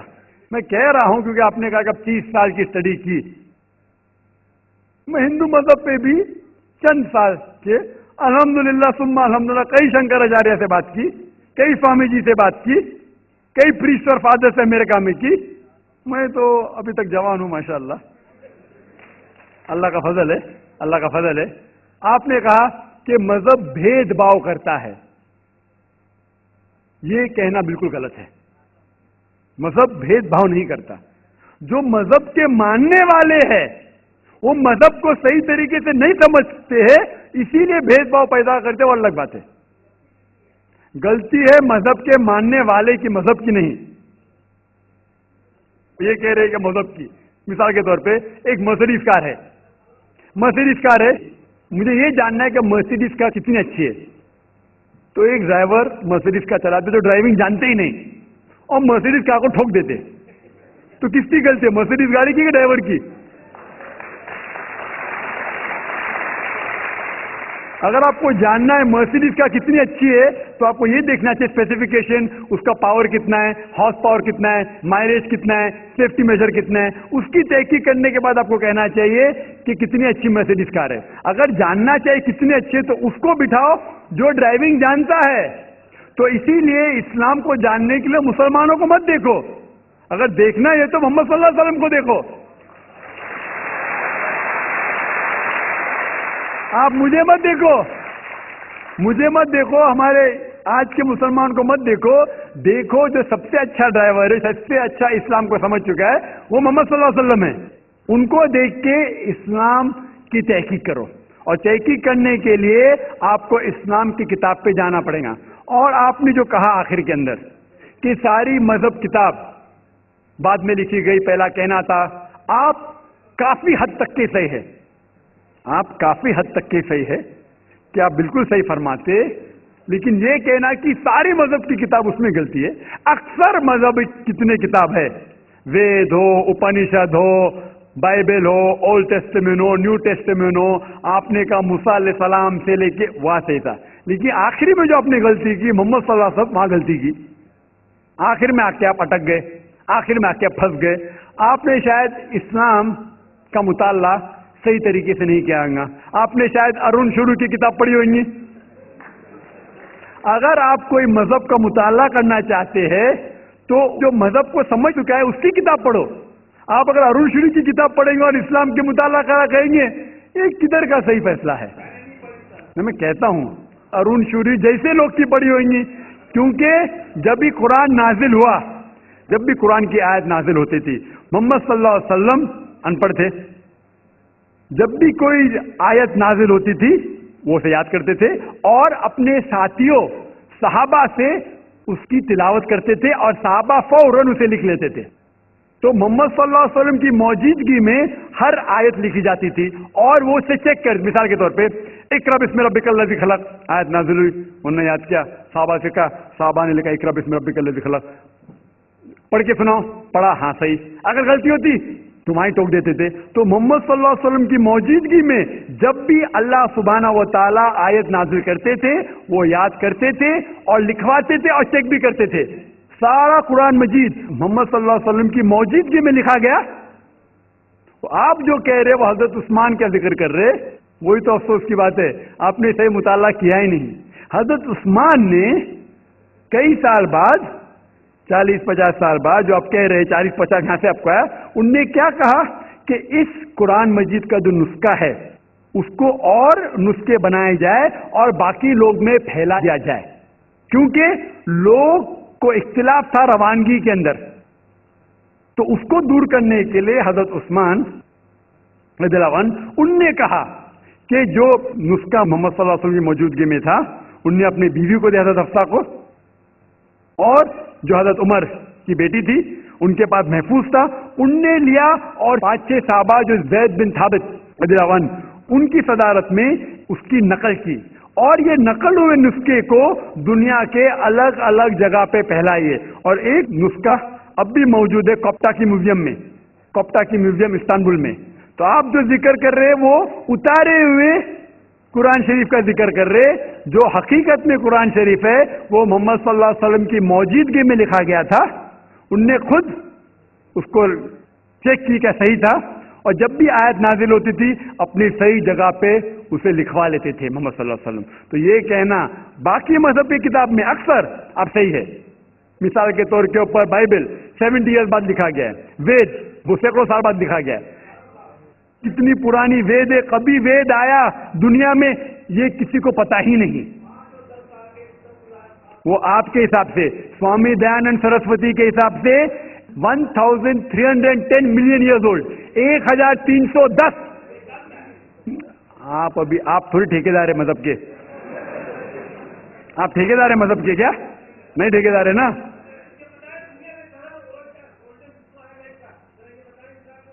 ہاں اس لیے بھائی صاحب نا بالکل صحیح. بھائی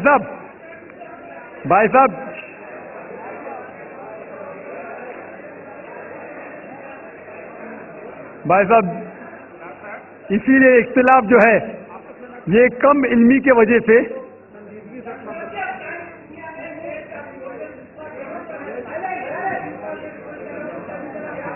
وید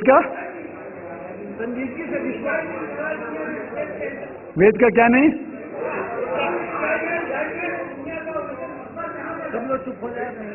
بھائی صاحب نے کہا کہ دنیا کا سب سے اولڈسٹ اسکرپٹ وید ہے، وہ کچھ ہسٹورینس کہتے ہیں. بٹ اولڈ ہونا مطلب نہیں کہ صحیح. جو کچھ اولڈ ہے وہ سب سے بہتر ہونا ضروری نہیں. مثال کے طور پہ میرے پاس پرانی گاڑی ہے 50 سال پرانی، اس کا مطلب نہیں کہ نئی گاڑی سے اچھی ہے. یہ بھی ہو سکتا ہے کہ پرانی گاڑی نئی گاڑی سے اچھی ہو سکتی ہے. میرے پاس مرسیڈیز کار ہے 5 سال پرانی جو نئی ماروتی سے اچھی ہوئیں گی. تو یہ کہنا کہ کوئی کتاب ہے کوئی مذہب پرانا اس لیے بہتر ہے بالکل غلط ہے. جو آدمی کو عقل ہے وہ کبھی بھی ایسا نہیں کہے گا کہ پرانی چیز بہتر نئی چیز بہتر. وہ چیز بہتر ہے جو حق کے اوپر ہے، جو چیز حق کے اوپر ہے وہ چیز بہتر ہے. تو بھائی صاحب آپ کی جو تحقیق ہے مذہبی کتابوں پہ ذرا کمزور اور غلط ہے. آپ کو پھر سے اور 30 سال لگانے پڑیں گا انشاءاللہ. یس سر انشاءاللہ. جی ہاں بہن بولیے آپ. السلام علیکم. وعلیکم السلام ورحمۃ اللہ وبرکاتہ. I am Sana Mariam. I am a student. It's very hard to pay gratitude towards Allah for giving us such a nice personality in the form of Dr. Zakir Naik.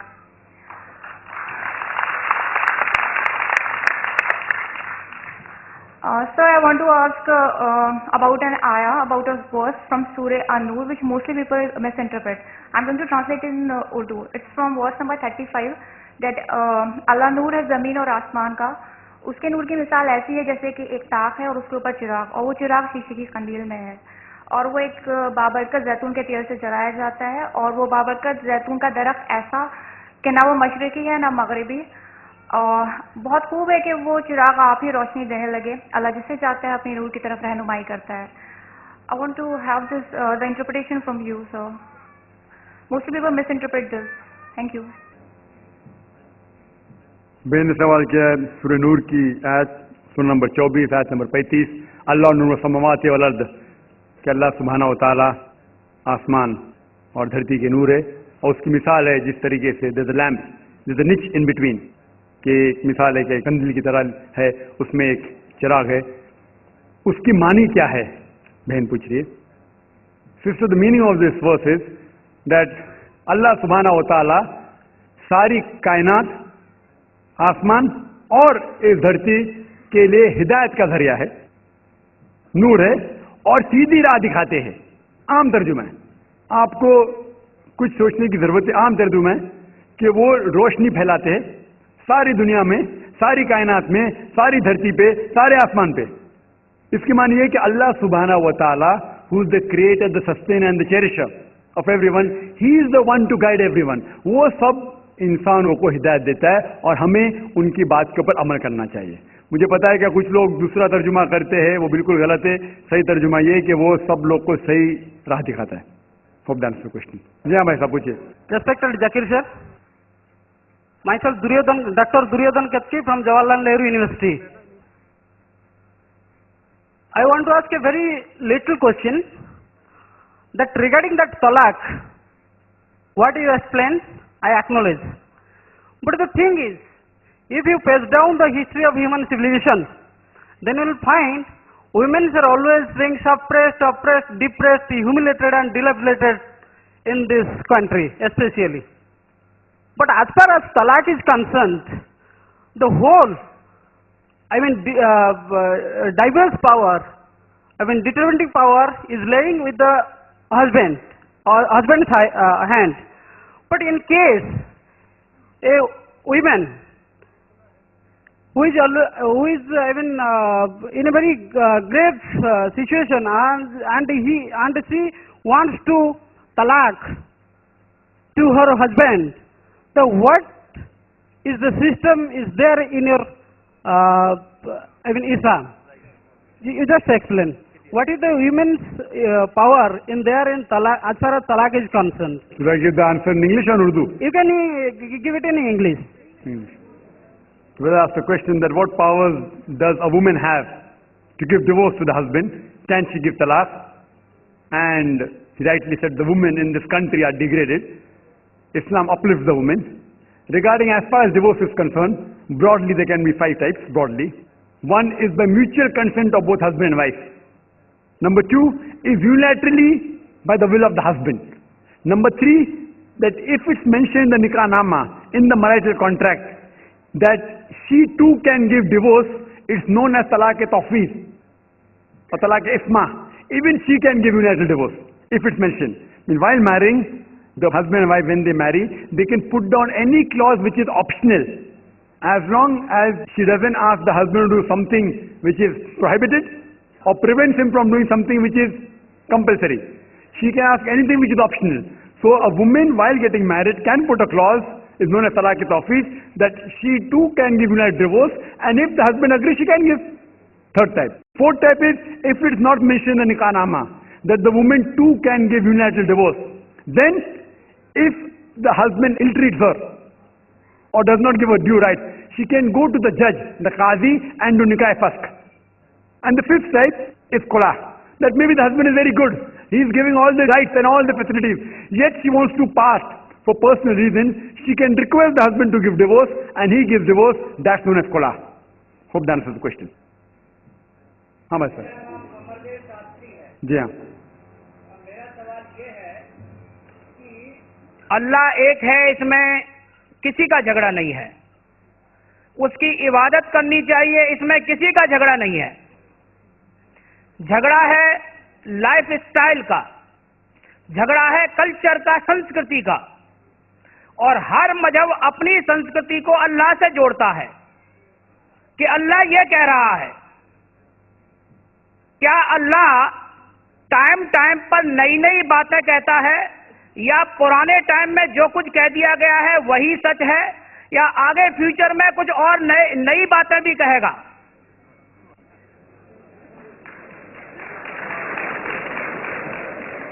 भाई साहब का अच्छा सवाल था कि किसी को दो राय नहीं कि अल्लाह एक है, भगवान एक है. सब मानते कैसे उसी की इबादत करना चाहिए, लेकिन हर मजहब अपनी कल्चर, अपनी संस्कृति को देख के स्टाइल बदलता है. तो अल्लाह ताला जो पहले कह चुका वो अभी भी सेम है कि टाइम टाइम पे बदलता है. भाई साहब का सवाल अच्छा है, लेकिन ये कहना चाहता हूँ जवाब देने के पहले, उन भाई साहब ने कहा कि सब मानते हैं कि अल्लाह एक है. ये मैं नहीं मानता हूँ कि सब मानते, मैं नहीं मानता हूँ कि सब मानते. ये मेरा फील्ड है, ये मेरा फन है गैर मुस्लिम से बात करना. मैं ये नहीं मानता हूँ कि हर गैर मुस्लिम मानते अल्लाह एक है, क्या भगवान एक है. कई लोग भगवान में मानते ही नहीं, नास्तिक कहते हैं. और जो लोग कहते हैं भगवान में मानते हैं, हर कोई एक में नहीं मानता. कितने लोग 3 में मानते, कितने लोग 100 में मानते, कितने लोग सब कुछ भगवान मानते. तो पहले आपके जो सवाल का जो पहला था, हर इंसान मानता है भगवान एक है, उससे मैं मुत्तफिक नहीं हूं. दूसरी चीज कि सब एक ही भगवान, एक ही ईश्वर को पूछते हैं कि इबादत करते, ये भी मैं नहीं मानता हूं. یہ بات ہے کہ اکثر لوگ مانتے کہ بھگوان ایک ہے، یہاں تک کہ تو صحیح ہے اکثر، سب نے اکثر، لیکن ایک ہی بھگوان کو پوچھتے ہیں، یہ بالکل غلط ہے. سب لوگ ایک بھگوان کو نہیں پوچھتے. مثال کے طور پہ اکثر قرآن کی آیت ہے کہ جو لوگ کہتے ہیں کہ ایک بھگوان کو مانتے ہیں لیکن اور کو بھی پوچھتے ہیں، اسے کہتے ہیں شرک. آپ پوچھیں گے عام انسان بھگوان ایک ہے، مالک ایک ہے بولیں گے، لیکن جا رہے پوچھ رہے بدھ کو پوچھ رہے، کبھی اس کو پوچھتے کبھی اس کو پوچھتے. تو یہ آپ اگر دھرم کی کتاب پڑھیں گے، بائبل پڑھو، وید پڑھو، یہ سب اس کی ممانعت ہے. یہ حرام ہے کہ کسی اور کو پوچھنا. اس کے باوجود دھرم کے ماننے والے اکثر دوسری چیز کو پوچھتے ہیں جو بالکل غلط ہے. تو یہ کہنا کہ انسان ایک ہی بھگوان میں مانتا ہے اور اسی کو پوچھتا ہے بالکل غلط ہے. آپ دیکھیں گے عام طور پہ جو فرق ہے کہ جو قرآن کہتے ہیں تعالیٰ الی کلمۃ سواء بین بینکم، آپس میں اس چیز پہ آؤ جو ہم اور آپ میں یکساں ہے. سب سے پہلی بات ہے اللہ نعبد الا اللہ، کہ ہم ایک ہی ایشور، ایک ہی بھگوان کی عبادت کریں. ایک ہی بھگوان میں ماننا کافی نہیں، ماننے کے علاوہ اسی کی عبادت کرنا اور کسی کی نہیں. آپ کا اہم سوال کہ ہر مذہب ایک ہی بھگوان کہتا ہے، یہ بالکل صحیح ہے. ایک ہی بھگوان کی عبادت کہنا کہ بالکل صحیح ہے، لیکن اپنے تہذیب کے حساب سے بدلتے رہتا ہے، یہ کہنا غلط ہے. اور اللہ تعالیٰ کتنے بار بدلتا ہے؟ یہ کہہ سکتے ہیں کہ ٹائم جانے کی وجہ سے کتابیں بدلتی گئی. اللہ کا جو پیغام ہے، بیسک پیغام، وہ سیم ہے، وہ بدلتا نہیں کہ اللہ ایک ہے، ایک ایشور کی عبادت کرو، وہ بدلتا نہیں. اس کے کچھ چیزیں، اوپری چیزیں شاید بدلے. مثال کے طور پہ کس طریقے سے عبادت کرنا، ہم جس طریقے سے صلاح پڑھتے ہیں وہ 1400 سال پہلے محمد صلی اللہ علیہ وسلم پیغمبر کے ذریعے نازل ہوا. لیکن جو مین ہے کہ ایک ہی ایشور ہے، ایک ہی ایشور کی عبادت کرنا چاہے، وہ کبھی بھی نہیں بدلے گا. لیکن ٹائم جانے کی وجہ سے جو مذہبی کتابیں لوگ بدلتے گئے. اللہ تعالیٰ فرماتے قرآن میں سورہ بقرہ میں سورہ نمبر 2 آیت نمبر 79 فَوَيْلٌ لِّلَّذِينَ يَكْتُبُونَ الْكِتَابَ بِأَيْدِيهِمْ ثُمَّ يَقُولُونَ هَٰذَا مِنْ عِندِ اللَّهِ لِيَشْتَرُوا بِهِ ثَمَنًا قَلِيلًا فَوَيْلٌ لَّهُم مِّمَّا كَتَبَتْ أَيْدِيهِمْ وَوَيْلٌ لَّهُم مِّمَّا يَكْسِبُونَ. اس کی معنی ہے کہ لعنت ہے وہ لوگ پہ جو لوگ کتاب اپنے ہاتھ سے لکھتے ہیں اور کہتے ہیں اللہ کی طرف سے ہے.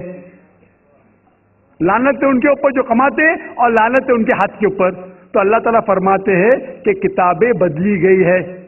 تو جتنے مذہبی کتابیں ہیں آج کی تاریخ میں، ساری قرآن مجید کو چھوڑ کے، ولیم مور ایک کرٹک ہے، اسلام کے خلاف کتاب لکھتا ہے، بہت شدت سے اسلام کے خلاف ہے.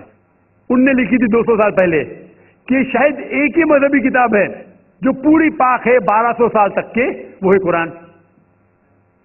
تو ایک ہی کتاب جو محفوظ ہے. کیوں؟ اللہ سبحانہ و تعالیٰ کہتے ہیں قرآن میں سورہ ہجر میں سورہ نمبر 15 آیت نمبر 9 میں کہ میں نے قرآن نازل کیا ہے اور میں اس کی حفاظت کروں گا. جتنے پہلے کتابیں آئے وہ وقت کے حساب سے بدل دیے، اور اللہ سبحانہ و تعالیٰ نے اسے محفوظ رکھنے کی ضرورت سمجھا ہی نہیں. کیوں؟ کیونکہ جتنے پیغمبر محمد صلی اللہ علیہ وسلم کے پہلے آئے وہ پیغمبر صرف اپنی قوم کے لیے آئے اور کچھ وقت کے لیے آئے، تا قیامت تک نہیں. عیسیٰ علیہ السلام صرف یہود کے لیے آئے، موسیٰ علیہ السلام اس وقت کے لیے آئے. جتنے پیغمبر آئے اپنی قوم کے لیے آئے اور کچھ محدود وقت کے لیے آئے، ایک قوم کے لیے آئے. لیکن محمد صلی اللہ علیہ وسلم آخری پیغمبر صرف مسلم یا صرف عربوں کے لیے نہیں آئے، ساری انسانیت کے لیے آئے. اور جو کلام ان کے ذریعے نازل ہوا اللہ سبحانہ قرآن، وہ صرف مسلم کے لیے نہیں اور صرف اس وقت کے لیے، وہ ساری انسانیت کے لیے اور تا قیامت تک ہے. تو کیونکہ یہ کتاب محفوظ رکھنے والی کتاب ہے، یہ کتاب کبھی نہیں بدلیں گی، یہ آخری ہے. اور اللہ تعالیٰ فرماتے سورہ مائدہ میں سورہ نمبر 5 آیت نمبر 3 میں کہ میں نے انسانوں کے لیے اسلام چنا اور ان کے لیے یہ مذہب سب سے بہترین مذہب چنا، اور یہ مکمل ہو گیا ہے. اس کے بعد کچھ چیز نئی نہیں آئیں گی اور کچھ چیز نکالی نہیں جا سکتی. تو پہلے جتنے کتابیں آئے، جتنے نازل ہوئے اللہ تعالیٰ کے، وہ بدلتے گئے کیونکہ اسے محفوظ رکھنے کی ضرورت تھی نہیں، کیونکہ وہ پیغام پورا مکمل پیغام تا قیامت تک تھا ہی نہیں. لیکن آخری پیغمبر محمد صلی اللہ علیہ وسلم 1400 سال پہلے آئے، ان کا جو پیغام ہے اور جو کتاب نازل کی گئی قرآن، وہ تا قیامت تک ہونے والی تھی، اسی لیے اسے محفوظ رکھا گیا ہے. تو اللہ سبحانہ و تعالیٰ ने 1400 साल पहले समझे कि ये वक्त ही सही है कि इंसानियत उस दर्जे पे पहुंच गई कि वो कुरान को समझ सके। आप मुझे पूछेंगे कि कुरान पहले क्यों नाज़िल किया, 1400 साल पहले क्यों किया, 10,000 साल पहले क्यों नहीं किया? तो मैं कहूँगा कि अल्लाह ताला हमारा खालिक है, वो जानता है कि इंसान कब किस चीज़ समझ सके। मिसाल तो मेरा बेटा कहेगा कि मुझे डॉक्टर बनने का, डायरेक्ट मेडिकल कॉलेज में डालो, मैं बोलूँगा पहले 10th करो, स्कूल जाओ, फिर कॉलेज जाओ, फिर मेडिकल कॉलेज जाओ। तो उसी तरीके से अल्लाह सुब्हानहू व तआला हमारे खालिक है, वो जानते थे कि ये 1400 साल पहले इंसान इस दर्जे पे पहुंचे कि वो कुरान को समझ सके और उनने नाजिल किया। और अभी ये आखिरी किताब है, इसके बाद कोई भी नया पैगंबर नहीं आएगा। इसके बाद कोई कहता है कि मुझे अल्लाह ताला से वही आती है, उसको साइकेट्रिस्ट की जरूरत है, साइकेट्रिस्ट, दिमाग की बीमारी है। हेलो, मेरा नाम BS गुप्ता, मैं एक एडवोकेट हूँ। दो कम्युनिटीज जो भारत में रहती हैं जी, दो कम्युनिटीज जो भारत में रहती हैं, मेजोरिटी कम्युनिटी 80% जिसको कहते हैं हिंदूज और 20% मुस्लिम्स, उनके बीच में गलत या सही ये भावना है कि इस्लाम जो फैला था वो तलवार के जोर से फैला था। हिस्टोरिकल फैक्ट है या ये मिथ है कह नहीं सकते, लेकिन क्या ये सच है कि 3000 से 6000 तक हिंदू मंदिरों को गिरा के मस्जिद में बदला गया? क्या ये सच है कि स्पेशली औरंगजेब के वक्त में हजारों लाखों हिंदुओं को जबरदस्ती उनके जनेऊ काट के उनको मजबूर किया गया कि वो मुसलमान बने? नंबर 2, जो कि आज के समय के अनुसार एक सवाल मैं पूछ रहा हूं, हिंदुओं पर हिंदू मैरिज एक्ट लागू है, जिसकी परिभाषा में सिवाय क्रिश्चियंस और मुस्लिम को छोड़ के बुद्ध, जैन को, सिखों को सबको शामिल किया गया है। क्या मुसलमानों का ये कहना नहीं बनता कि आप सबको शामिल करते हैं हिंदू मैरिज एक्ट में, इसका नाम बदल के एक ऐसा एक्ट बनाया जाए जो सब पे लागू हो, या इसके अल्टरनेटिवली एक यूनिफॉर्म सिविल कोड जो दोनों धर्मों के अच्छे टेनेट्स को शामिल करे, उसको लागू किया जाए? एक चीज मैं ये समझता हूं कि मुस्लिम लॉ में जो विल है, जिसके अंदर ये लिखा है कि 1/3 से ज्यादा कोई विल नहीं कर सकेगा, इसका मैं इनकॉर्पोरेशन अगर यूनिफॉर्म सिविल कोड बनता है तो मैं चाहूंगा कि वो हिंदुओं पे भी लागू हो। ये नहीं है कि हिंदू मैरिज एक्ट को अगर इंडियन मैरिज एक्ट में बदला जाए तो मुसलमानों पे लागू हो और हिंदुओं पे कोई चीज ना आए। मुझे इस्लाम में ये चीज बहुत अच्छी लगी।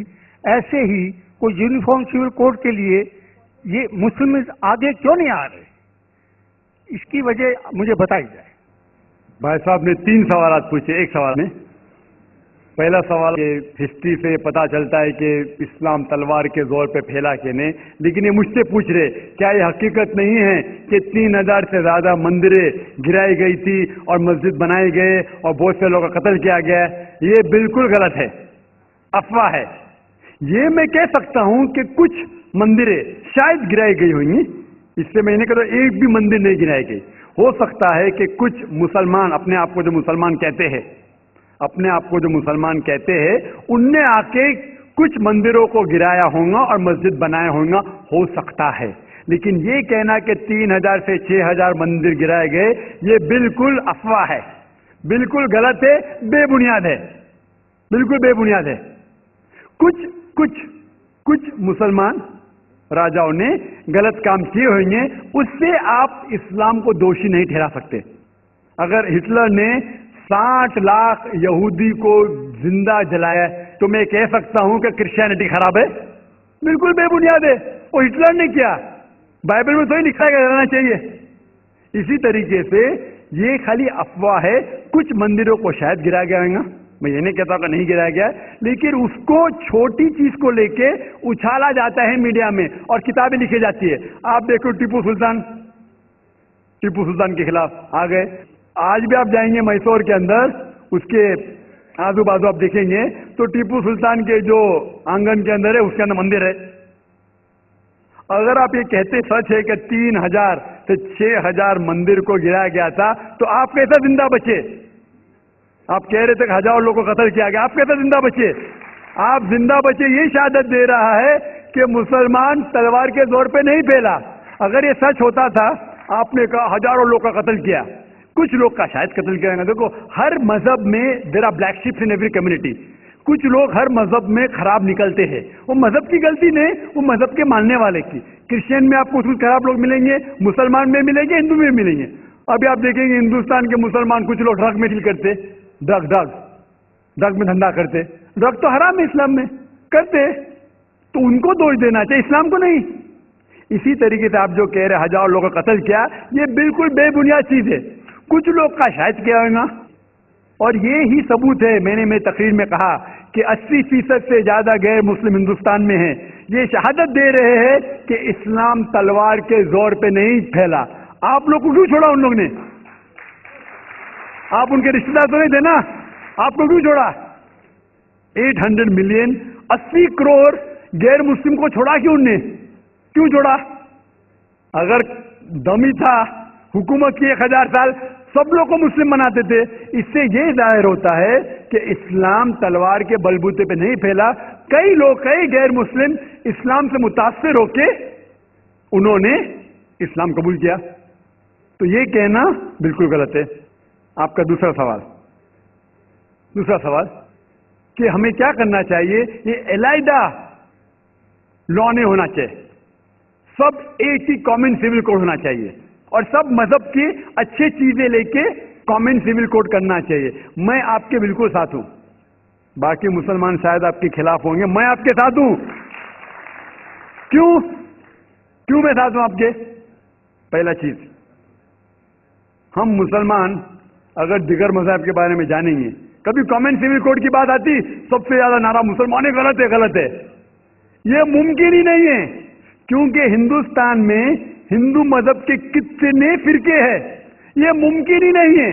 مسلمان تو صرف 20% یا 80% یا 75% جو ہندو لوگ ہیں اس میں ہی ممکن نہیں ہے۔ یہ کامن سول کوڈ ہندو لوگ ہی اس کو فالو نہیں کر سکتے۔ ہندو مذہب میں کتنے مختلف گروہ ہیں، ایک کہتا ہے کہ بیٹی کو جانا چاہیے، ایک کہتا ہے بیٹے کو جانا جائیداد، ایک کہتا ہے کہ جتنی کھیتی ہے وہ نہیں جا سکتی بیٹی کو، دوسرا گروہ کہتا ہے، کتنے مختلف گروہ ہیں، ہزاروں۔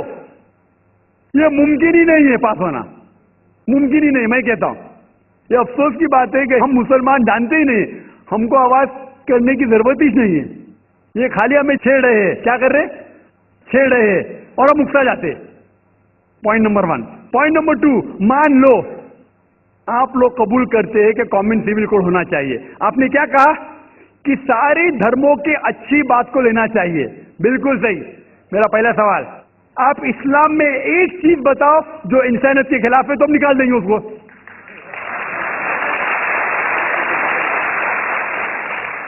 آپ کا یہ کہنا بالکل صحیح ہے کہ باقی مذاہب کی اچھی چیزیں جو ہے، مثال کے طور پہ میں نے تقریر کی سملیرٹیز بٹوین ہندوازم اینڈ اسلام، تو جو اچھی چیزیں ہندوازم کی میں لے چکا ہوں۔ سملیرٹیز بٹوین کرسچینٹی اینڈ اسلام، جو اچھی چیزیں اس آیت میں لے چکا ہوں۔ میں یہ پوچھنا چاہتا آپ سے، ایک چیز جو اسلام میں خرابی ہے وہ تو بتاؤ مجھے، تو اس کو نکالیں گے نا۔ لیکن منچ کے اوپر جب ڈبیٹ ہوئے گا انشاءاللہ میں آؤں گا انشاءاللہ۔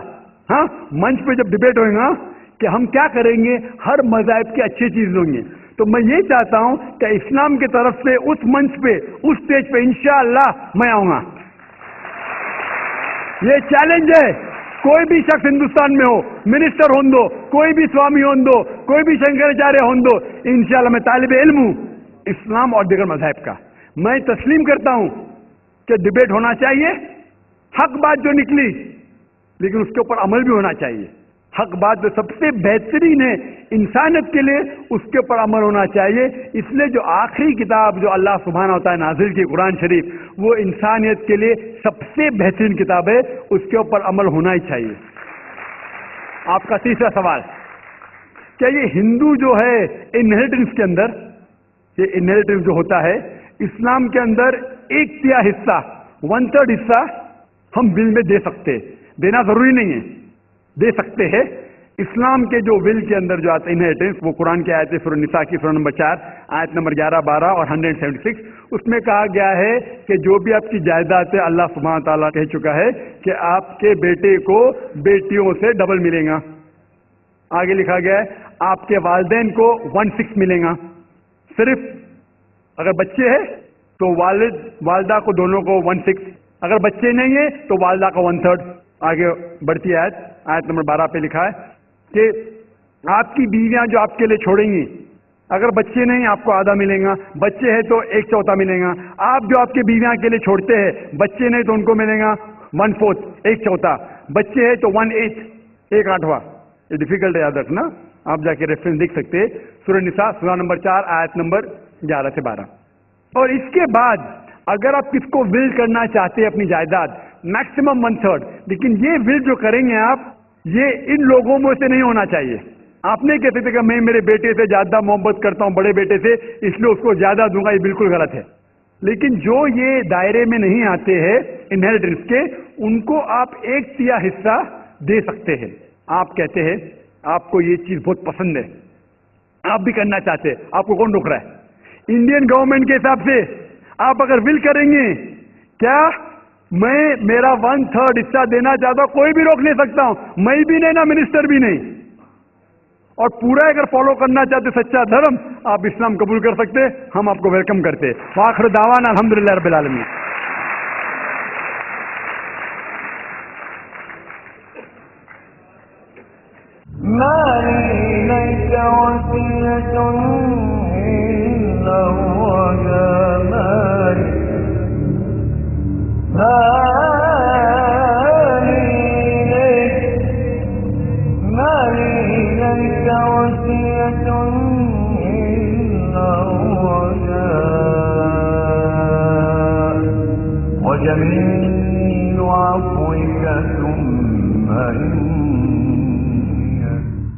Down the ages past, Allah sent His messengers to deliver humankind from darkness to light.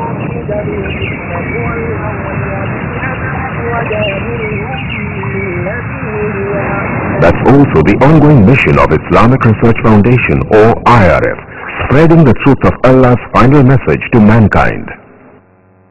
Founded in 1991, IRF today offers some of the best services and facilities in the world for presenting an understanding of Islam in an objective and scientific way. Its programs are primarily focused on correcting misconceptions and promoting understanding of Islam. IRF also imparts Dawah training to Da'is to aptly convey the message of Islam. Dr. Zakir Naik, President of IRF, reaching out across countries worldwide, from America to Europe to Africa to Asia to Australia, strives to clarify Islamic viewpoints. He dispels the many media myths and anti-Islamic prejudices propagated the world over by anti-Islamic forces. IRF today is creating a change in the hearts and minds of millions of Muslims and non-Muslims worldwide towards a proper understanding and respect for Islam. Have a question or doubt about Islam and its teachings? Now you know. One of the best resource centers to get convincing answers from is Islamic Research Foundation, Mumbai, India. For more information, log on to our website www.irf.net.